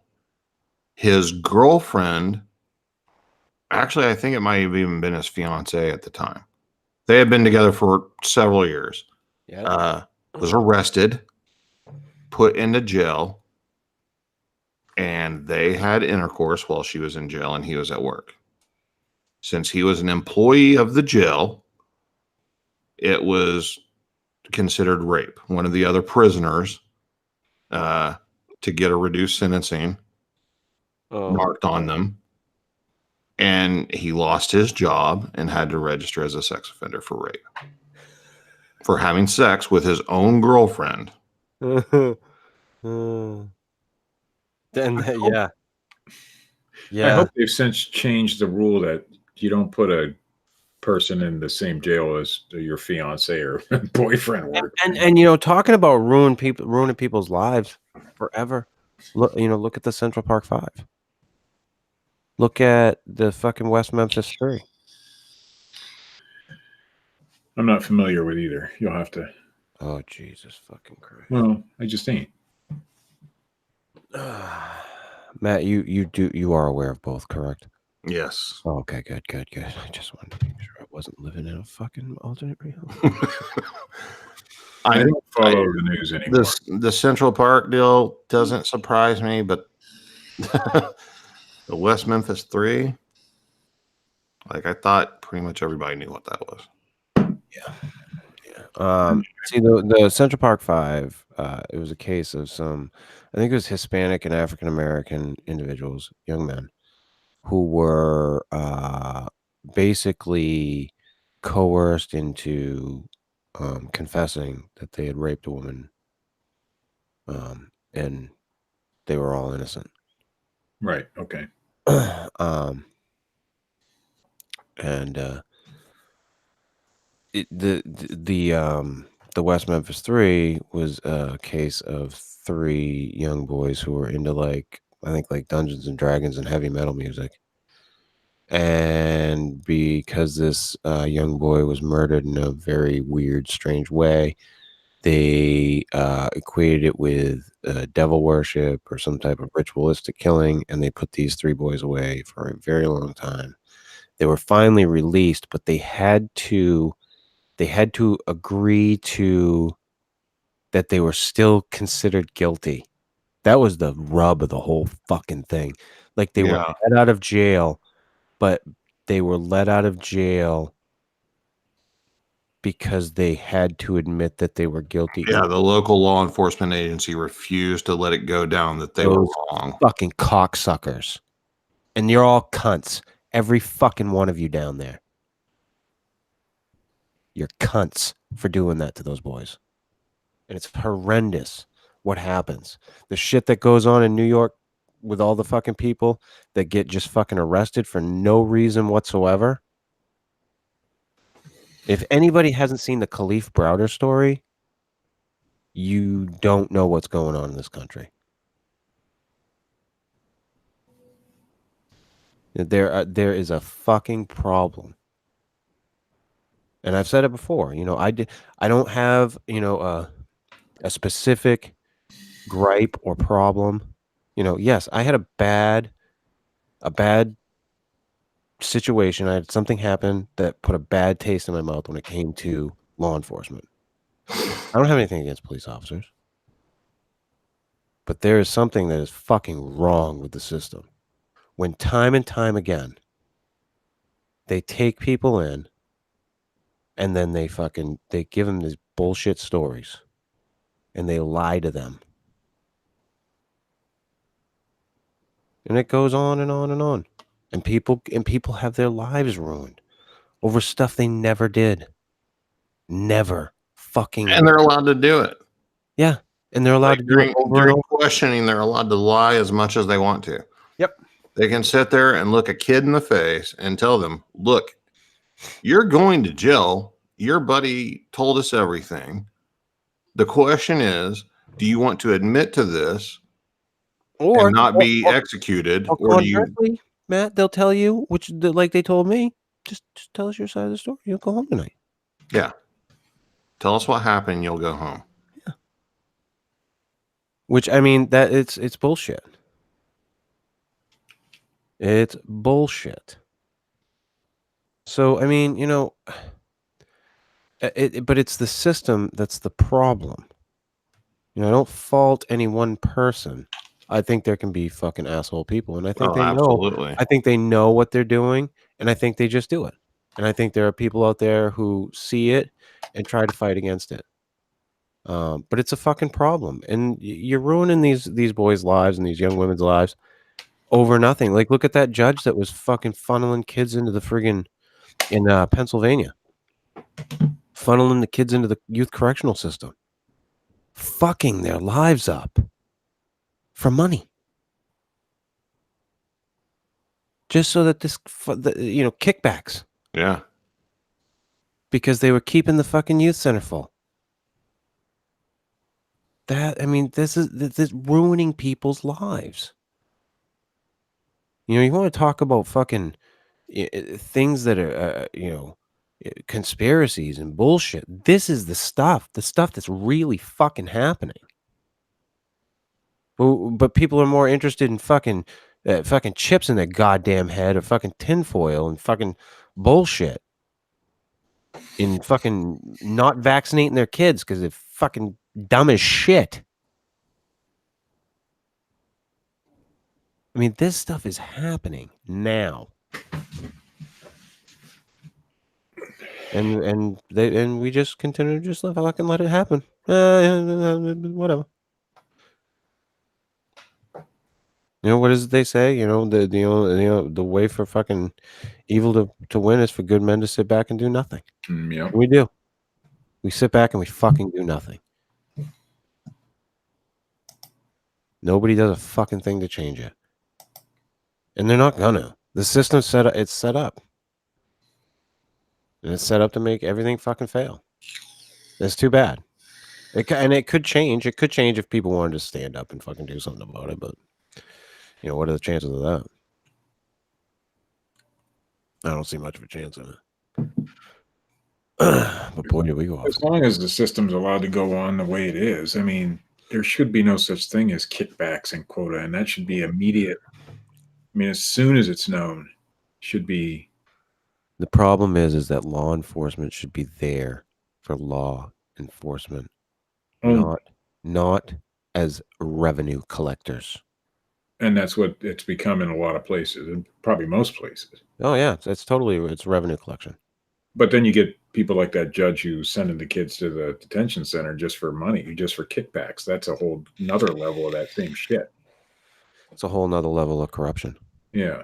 But it's all corrupt if you think about it. Yeah. It's absolutely. I mean, why should there be a quota? Why should there be any sort of the police in your town should be funded by taxpayer money, but there shouldn't be a revenue collection part of that. I mean, I get writing tickets and things like that. I get that. Okay, speeding. You want to keep people safe. Well, yeah, no. You should be doing that shit, and we should be enforcing the law. But my problem is making them revenue collectors, right. And that's what they have become. Yeah. Yeah. In a lot of places. You know what I say, Steve? Uh-oh, they're going to collect some revenue from the No, it's legal in my state. Ah, darn it. I was hoping to get a knock on the door, right? Yeah. Episode. You got a tax stamp for that? Well, it kind of goes back into the same thing. You know, I mean, it's not anything new. Nothing's new under the sun. I mean, this has been going on since the beginning of time. I mean, that's what the whole Tea Party thing was. The government was revenue collecting when Yeah. they shouldn't have been. Yeah. So, And this whole thing with with tickets. Yeah. Do I want cops to enforce the law? yes, Absolutely. There's a lot of shady shit that goes on, and that needs to be fixed. The there system, shouldn't be a minimum number of tickets that they have to write, or else they'll be, right? They'll be dealt with, because that's what they do now. Is they can't really say that, but they just, it's unsaid. There's a, if anybody hasn't any time to check it out, there's a great documentary on Hulu called Crime and Punishment. It's about the cops in New York who really are trying to change it, and the opposition that they face. And watching that made me realize how much those cops go through the same thing that people go through with cops. And they're cops. yeah. So it's just it's a pretty sad weird when world. the good cop is the bad guy, because the other cops are making them out to be the bad guy. That's pretty. Yeah. And it's not right. It's not the way the system should be. They should be there to serve the public. You're there for law enforcement. You're not there to collect revenue. You're there for law In enforcement. fact, that you said this is the real conspiracy, and you're right. I'm afraid to look into it, and I think a lot of people would be. Oh yeah. When you start looking into these types of things, it's like when we started talking about the coroners and medical examiners. What was it, last week?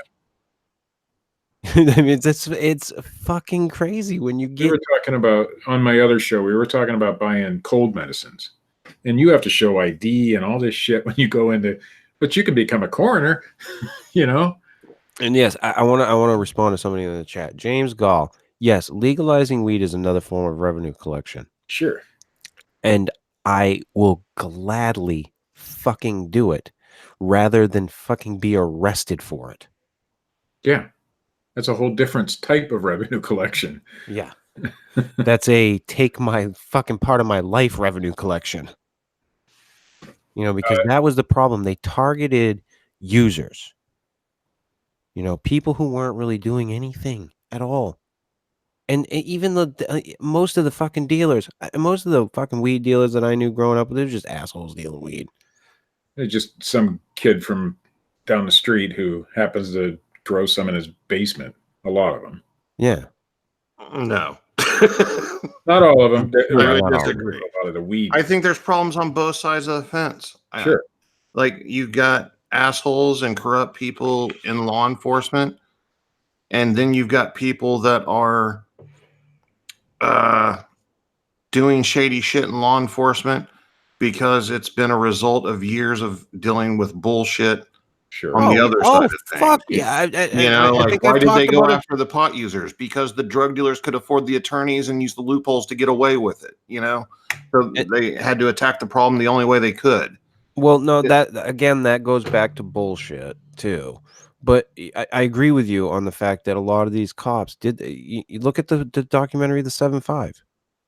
Yeah. I can't think of the guy's name right off the top of my head, but that guy just literally was like, "Fuck it," I've been fucked over. I go out there, my life's on the line. Like, that was when cops were getting shot like in great numbers in New York City, and he was just like, "Fuck this! I'm gonna make some money," and he started committing crime.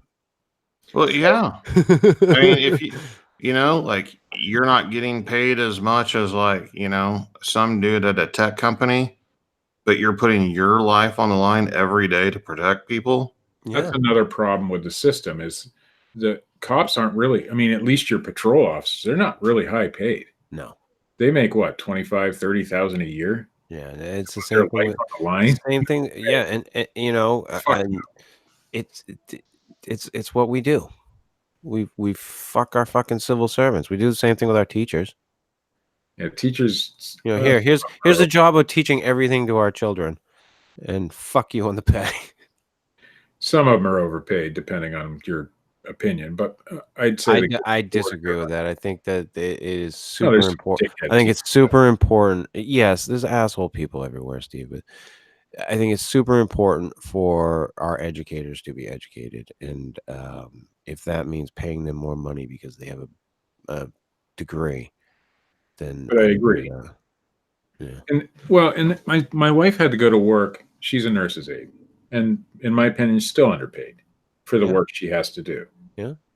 But in the state of Ohio, the most she could make was $9 an hour being a nurse's aide. So she had to go to Pennsylvania to make, and I think she makes like 15 now. Mm-hmm. But that's crazy. These Yeah. people are taking care of our senior citizens for the most part, and Mhm. and handicapped folk and whatever. But yet they're some of the lowest paid people out there. Yeah.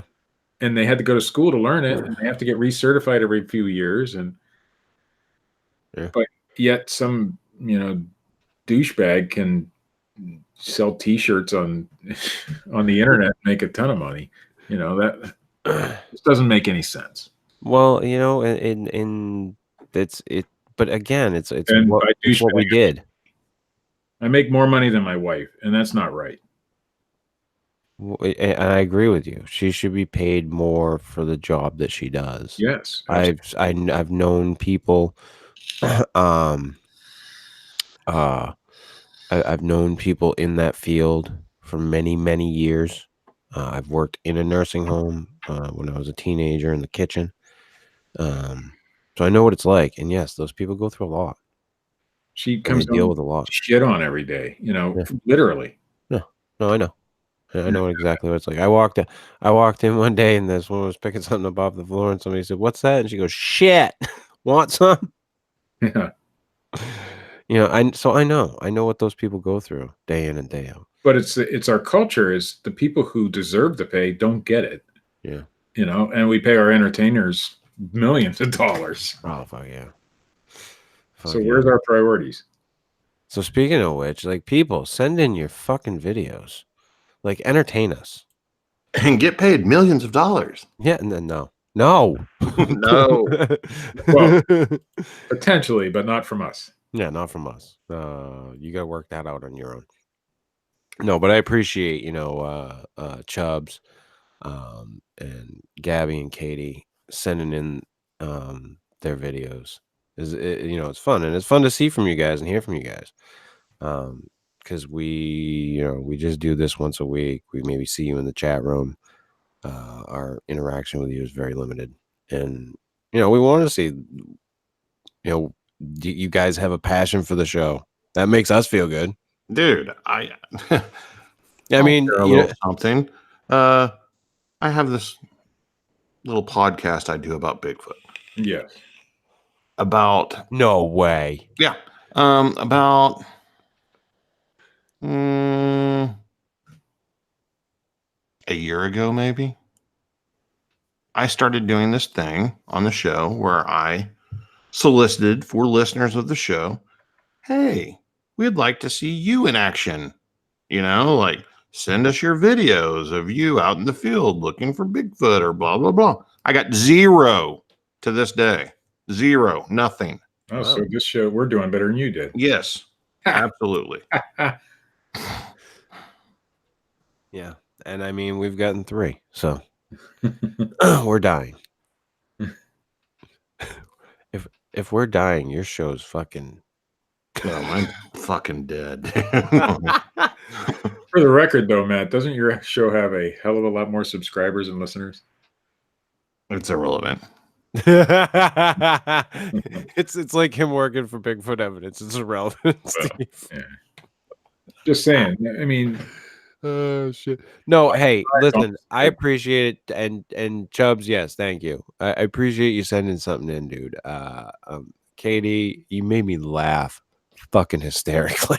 And when I get to view it, maybe I'll get to laugh hysterically. You will after the show. I'll send it to you. And Gabby, it was. You also made us laugh in a different way, in a cringy sort of way. But no, send in your fucking videos, guys. I mean, have some fun. That's the whole idea.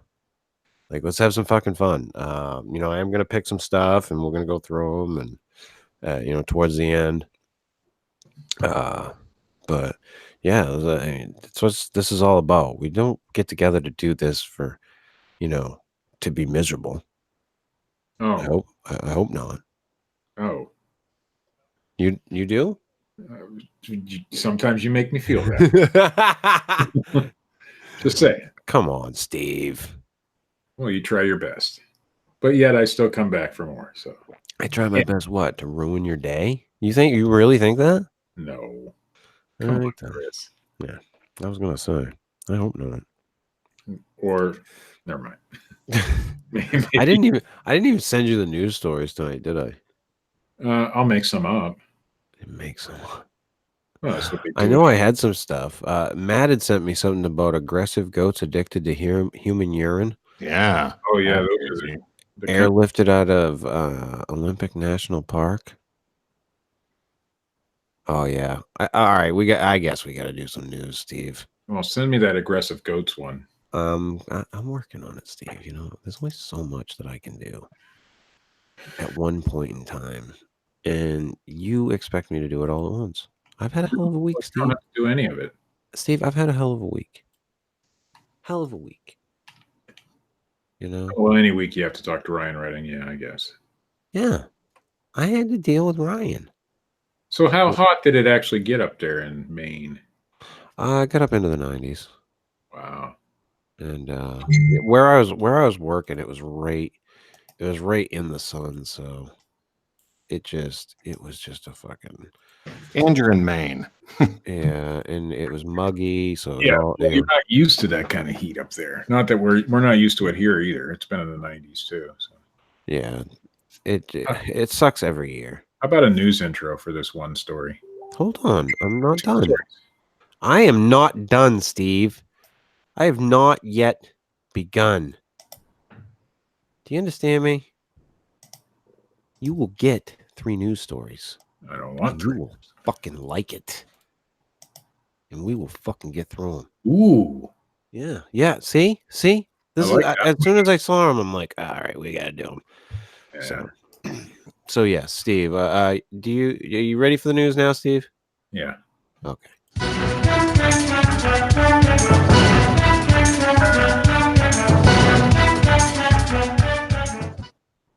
Aggressive goats. I like this one. Hmm. Snowbrains.com. Never heard of that website. It's from Matt, so blame it on him. A very legit news source. Well, yeah, it does sound like it. I mean, they talk about snow forecasts and snow reports and goat urine. So No. Urine. Urine. Well, let me read the story and we'll all find out together. Aggressive goats addicted to human urine airlifted out of Olympic National Park. Oh, wow. They airlifted these goats. Hundreds of mountain goats in Olympic National Park, Washington, have become so addicted to the salt found in human urine and sweat that they are an aggressive menace to national park visitors. Just imagine whipping it out. Some goat. Lapping at your urine stream. Yeah. Anyway, they started charging at hikers and trampling vegetation. They have a taste for salt and minerals in human urine and sweat on clothes and backpacks, according to the officials. Nice. Yeah, the solution to the problem? Airlift them out. But 375 of the non-native grumpy animals were moved to remote areas closer to their natural habitat where they will be less of a nuisance. Excellent. Mountain goat relocation will allow these animals to reoccupy historical range areas in the Cascades and increase population viability. I wonder if this is like evolution in process. Evolved goats that lap human urine as it comes out of fucking penises and vaginas. We don't have to have toilets anymore. Well, see, here in the South, it's common practice to have a goat instead of a lawnmower. So yeah, I guess. Dude, I'll never forget my friends who fucking tried to get a goat to keep their fucking lawn down. Oh, dude, yeah. It always turned out bad. Oh yeah, it's always bad. Like goats will fucking eat anything. Yeah. Keep that in mind. And they're excellent fucking climbers. Mm. Yes, they are. And they can get very big, these mountain goats. In 2010, a 63-year-old walker, somebody walking in the area, bled to death after being gored by a 370-pound male mountain goat. It followed within 5 or 6 feet of him for as much as a mile, according to rangers at the time. If the rangers saw the goat, no, never mind. Maine couple buys a home that. Oh, this is from. How terrifying would it be to have a 400-pound mountain goat following you for a mile, though? Pretty fucking terrifying. Like all pissed off. Have you seen those YouTube videos where like goats start attacking people? Matt, I've watched The Witch. So you know what I'm talking about. Something's off about an animal that has rectangle pupils. Yeah, like fucking, I don't understand how your eye works. Maine couple buys home that inspired horror movie The Conjuring, and they plan to open it for tours. Well, of course they do. Corey Heinzen of Mexico said, of Mexico, I guess. Mexico, Maine. It is a place Oh, that there is exists. a place in Mexico or in Maine called Mexico? Yes. Ah, see, I wouldn't have known that. Yeah. Corey Heinzen of Mexico, Maine, said he and his wife, I Jennifer, assume. I mean, I don't know. He could be from Mexico, the country, Steve. I don't know. But there is a Mexico, Maine. he doesn't look Mexican. Okay. Not that, Mexicans have to look all the same or anything. That's right. I'm just saying he doesn't. There's no sombrero that I can find, and they fell in love with the 1736 Rhode Island. Louis C.K. Mexican, and he'll jack off in front of you. Hey, Steve, what's your email address? I'm not going to say it on air. People might want it. A Mexico couple bought the famously haunted Rhode Island farmhouse that inspired the Conjuring movie. Really? And Corey Heinzen says the doors started opening by themselves on day one, excuse me. Yeah. Of course they did. We had doors opening, footsteps and knocks, Heinzen 40 said Fucking Friday. right. Was that the Perron house?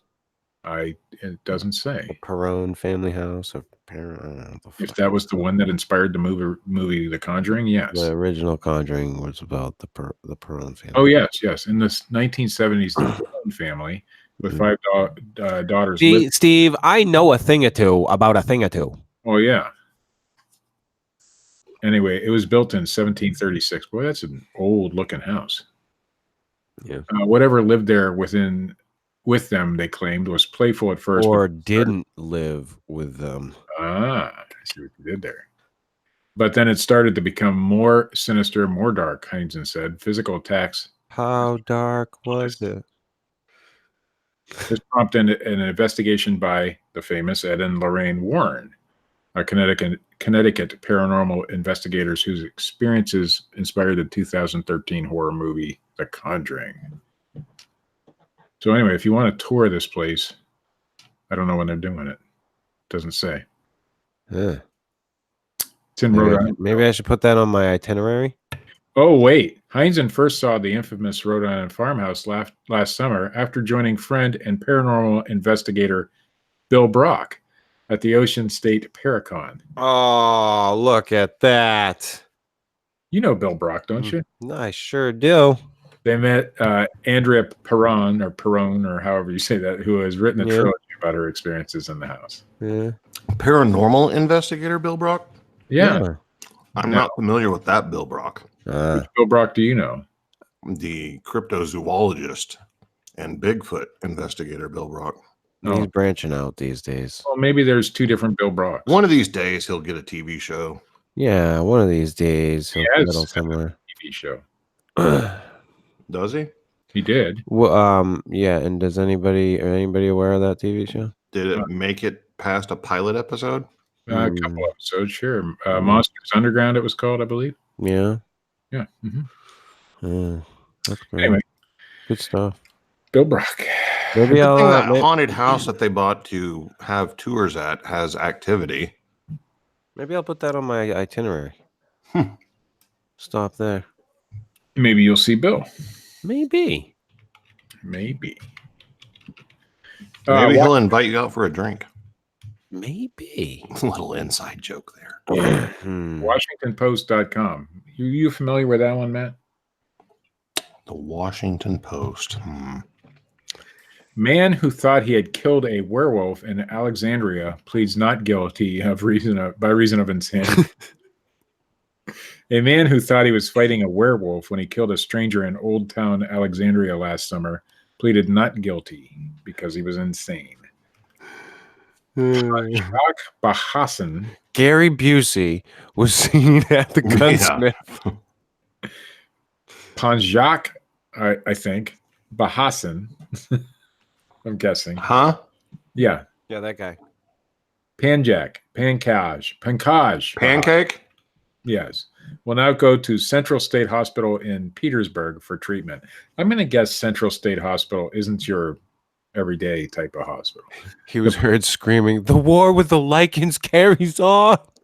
The plea comes months after a jury deadlocked on whether to find Bahassan guilty of murder in the death of Bradford Jackson.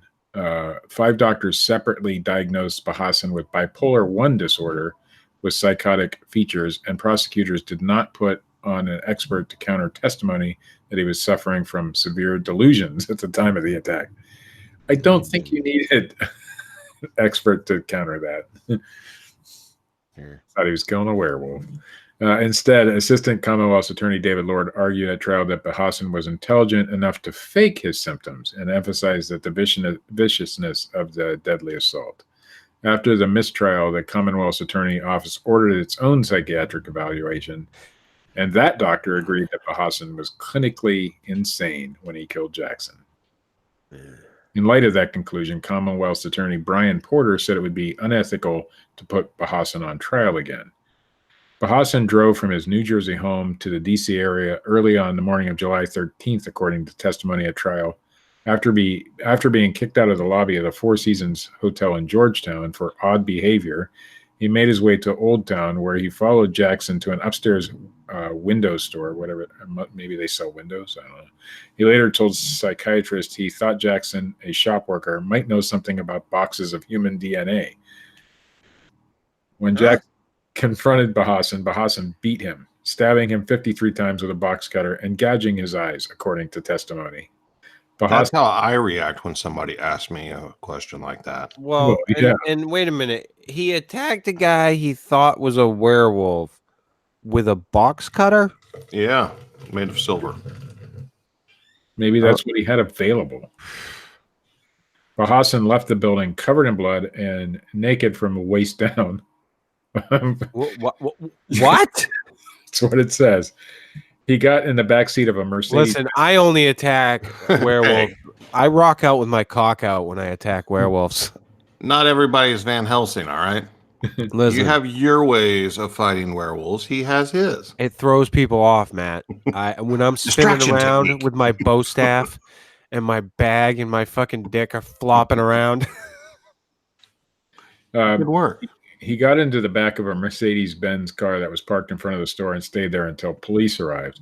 Bahassan told police and the doctors that Jackson, a stranger, began turning into a werewolf during the encounter.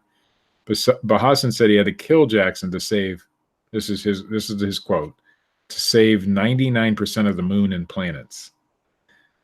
Friends and Werewolf / God. He's like Blade that's naked from the fucking waist. Friends and family I'm testified. on a mission. I'm gonna save y'all, but I'm gonna do it with my dick. Can't you imagine flopping like the around. cops pulling up? Like, which one is he? He's the one with his cock out in the back of that Mercedes over there. Bahassan, friends and family of Bahassan. It was really weird. After he started killing people, he's leaking pre-cum. That he had been a successful, happy person. He was living in Washington and working as a risk analyst before leaving his job to travel the world. He returned to New Jersey about 8 months before the attack to help take care of his sick father. And went batshit crazy. It was then that those around him noticed he began acting I bizarrely. returned to my home to finish what I started. Oh, wait, it gets better. He was drinking his own urine because he didn't have a goat, and gasoline, claimed to be Hindu god of death, Yama. Wait, did you say he was drinking his own urine and gasoline? And gasoline. And he was claiming to be the Hindu god of death, Yama. Bahasan was Whoa. hospitalized in June 2018 after attacking his parents and Time out.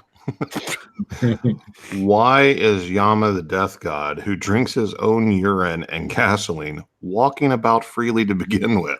I can understand huffing. Because We gas. noticed he was acting strange when he started drinking his own urine and Well- gasoline. he went to the hospital. This is pure fuel. They released him because he was responding to the medication. After 6 days, though, he quickly deteriorated and then disappeared. His parents were looking for him when the police called and said he was in custody in Virginia after killing a werewolf. That's what we need to I do a killed that show. motherfucker with a box cutter. I don't think he was faking. We need to do a show on people that just suddenly went crazy. People that snap. But we Yeah. are having Michael Merchant on, right? That was a joke. Oh. That was a joke. Steve Drew, First Blood. Yeah, merchant. First blood. Oh, by the way, that was the news. Thank you, Steve. Thank you for your. It's a good story. I would just like to say that in the meantime, I Googled Monsters Underground. Mhm. The first result was the IMDb page, which Yeah. actually didn't have any of the episodes listed. Oh. The second result is Monsters Underground, what it is and why it's the worst show on TV. It isn't on TV, though. Team leader led by Bill Brock. Yes. Show, correct? Yeah. Features a military survivalist, biologist, reclusive hunter / tracker, and former pro boxer. Which one is Bill Brock? I'm not sure. Which one? Yeah, I mean, I've met Bill, and I've had some very not so great experiences. I like the guy. Yeah, well, you know. Yeah, Bill. Yeah, I've talked to Bill. He's not. Yeah, Steve. I've never met him, so maybe my opinion would change. I don't know. Yeah. I haven't met Chris York yet, but maybe my opinion will change. Maybe your opinion will change, Steve. God, I hope so. Maybe it'll be a life changer for you, Steve. Oh, Did please. you guys happen to catch the latest Tim Fasano upload? Oh, no. Tim's No. going to blow us off over the. Where his new name for Bigfoot is the God Ape. Isn't that awesome? The God Ape? Yeah. Why? God, Abe. They need to make like a Michael Crichton Bigfoot movie called The God Ape. Starring Tim Fasano. Isn't that what they called King Kong? Oh. I'm sorry, but no serious film would ever be starring Tim Fasano. Come on, Steve. I like it, Tim, but Great. God Ape, really? Tim's great. You know, hey, I'm team more Tim Fasano video. Oh yeah, no doubt. You know, Tim, put him out, but I'll watch him. Yeah, and come back on the show. You know, whether or not you debate Phil Poling, I don't give a shit at this point. Come back on the show. Like that, you're entertaining as fuck, man. We enjoy you. we can debate. You can debate Matt Knapp now. Sure. What would we debate about? I don't know. The God Me Ape. and Tim see eye to eye on everything. Oh, On the God Ape? Yeah. Oh, I think it's a kick-ass name. I'm fucking. well, it is. I'm in.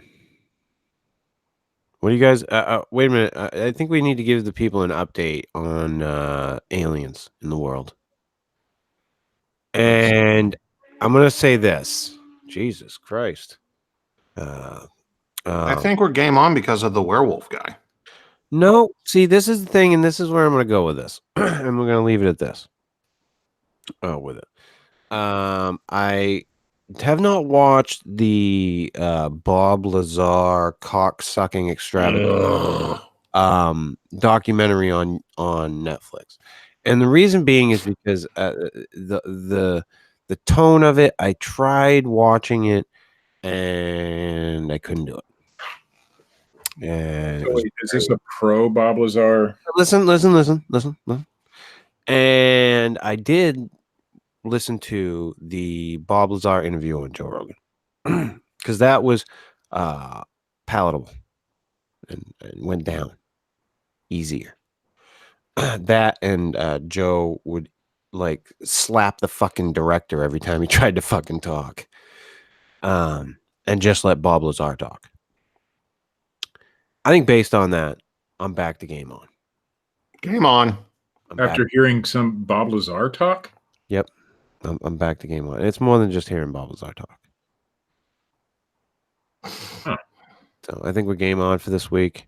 Put the fucking nets back out in the road. That jury's still out for me on Bob Lazar. I want to believe the guy. No, there's a lot of interesting things about the whole situation. There's a lot of stuff that he talked about that everybody said was bullshit for a really long time, and then all of a sudden it came out that it was real, and what he was talking about was real stuff. And then there's a lot of stuff that's very suspect Oh, about the story. his background. The background stuff, yeah, there's some stuff going on there that is questionable. That yes, I agree with you, Steve. But there's also a lot of stuff that you can't deny. Now, here's the thing that I don't know. Did Bob Lazar actually do these things? Did he actually see these things? Or did he know somebody that did? Well, That's that the thing that I don't know. I'm going to guess that Bob Lazar didn't do these things. But I never thought of it that way. Did he know somebody who did? Right. And it was just coming out. Did he used to hang out with somebody at the bar and they talked about this shit and Bob just fucking... How come when it comes to people like Bob and, oh, I don't know, not putting them on the same level or anything, because I know they're entirely two different things, but like John Teeter, Yeah. when you have people that make these claims, where the fuck are their family members to come out and tell us if they're telling the truth or not? Right. And with the John Teeter thing, that's the really weird one at this point, because like he claimed like that he was living with his parents in Florida and his younger self.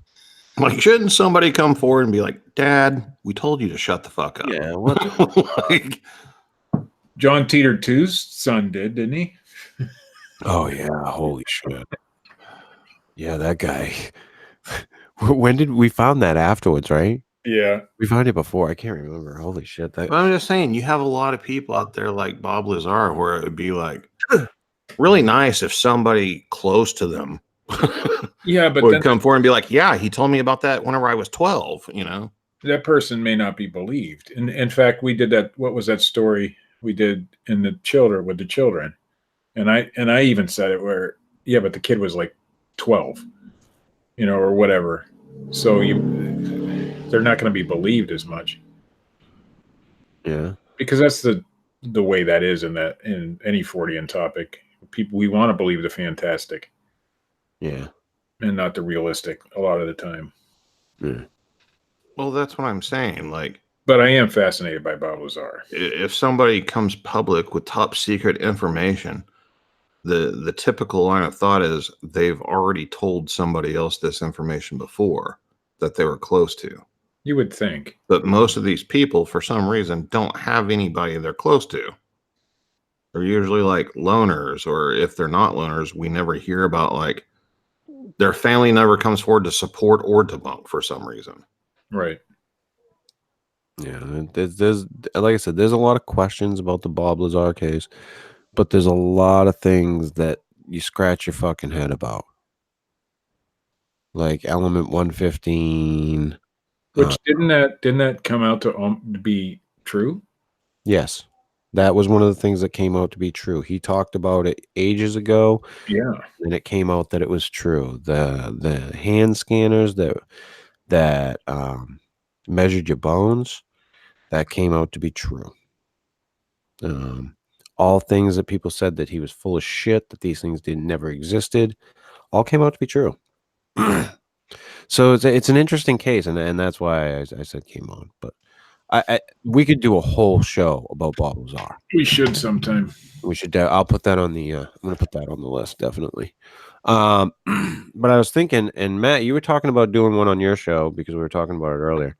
I really do want to do the Patterson Gimlin film revisited. I went back and rewatched that 4K, and I just think it's it's one of those times we should go back and we should talk. Well, there was a lot of things that it tied into this past week that I read. Yeah.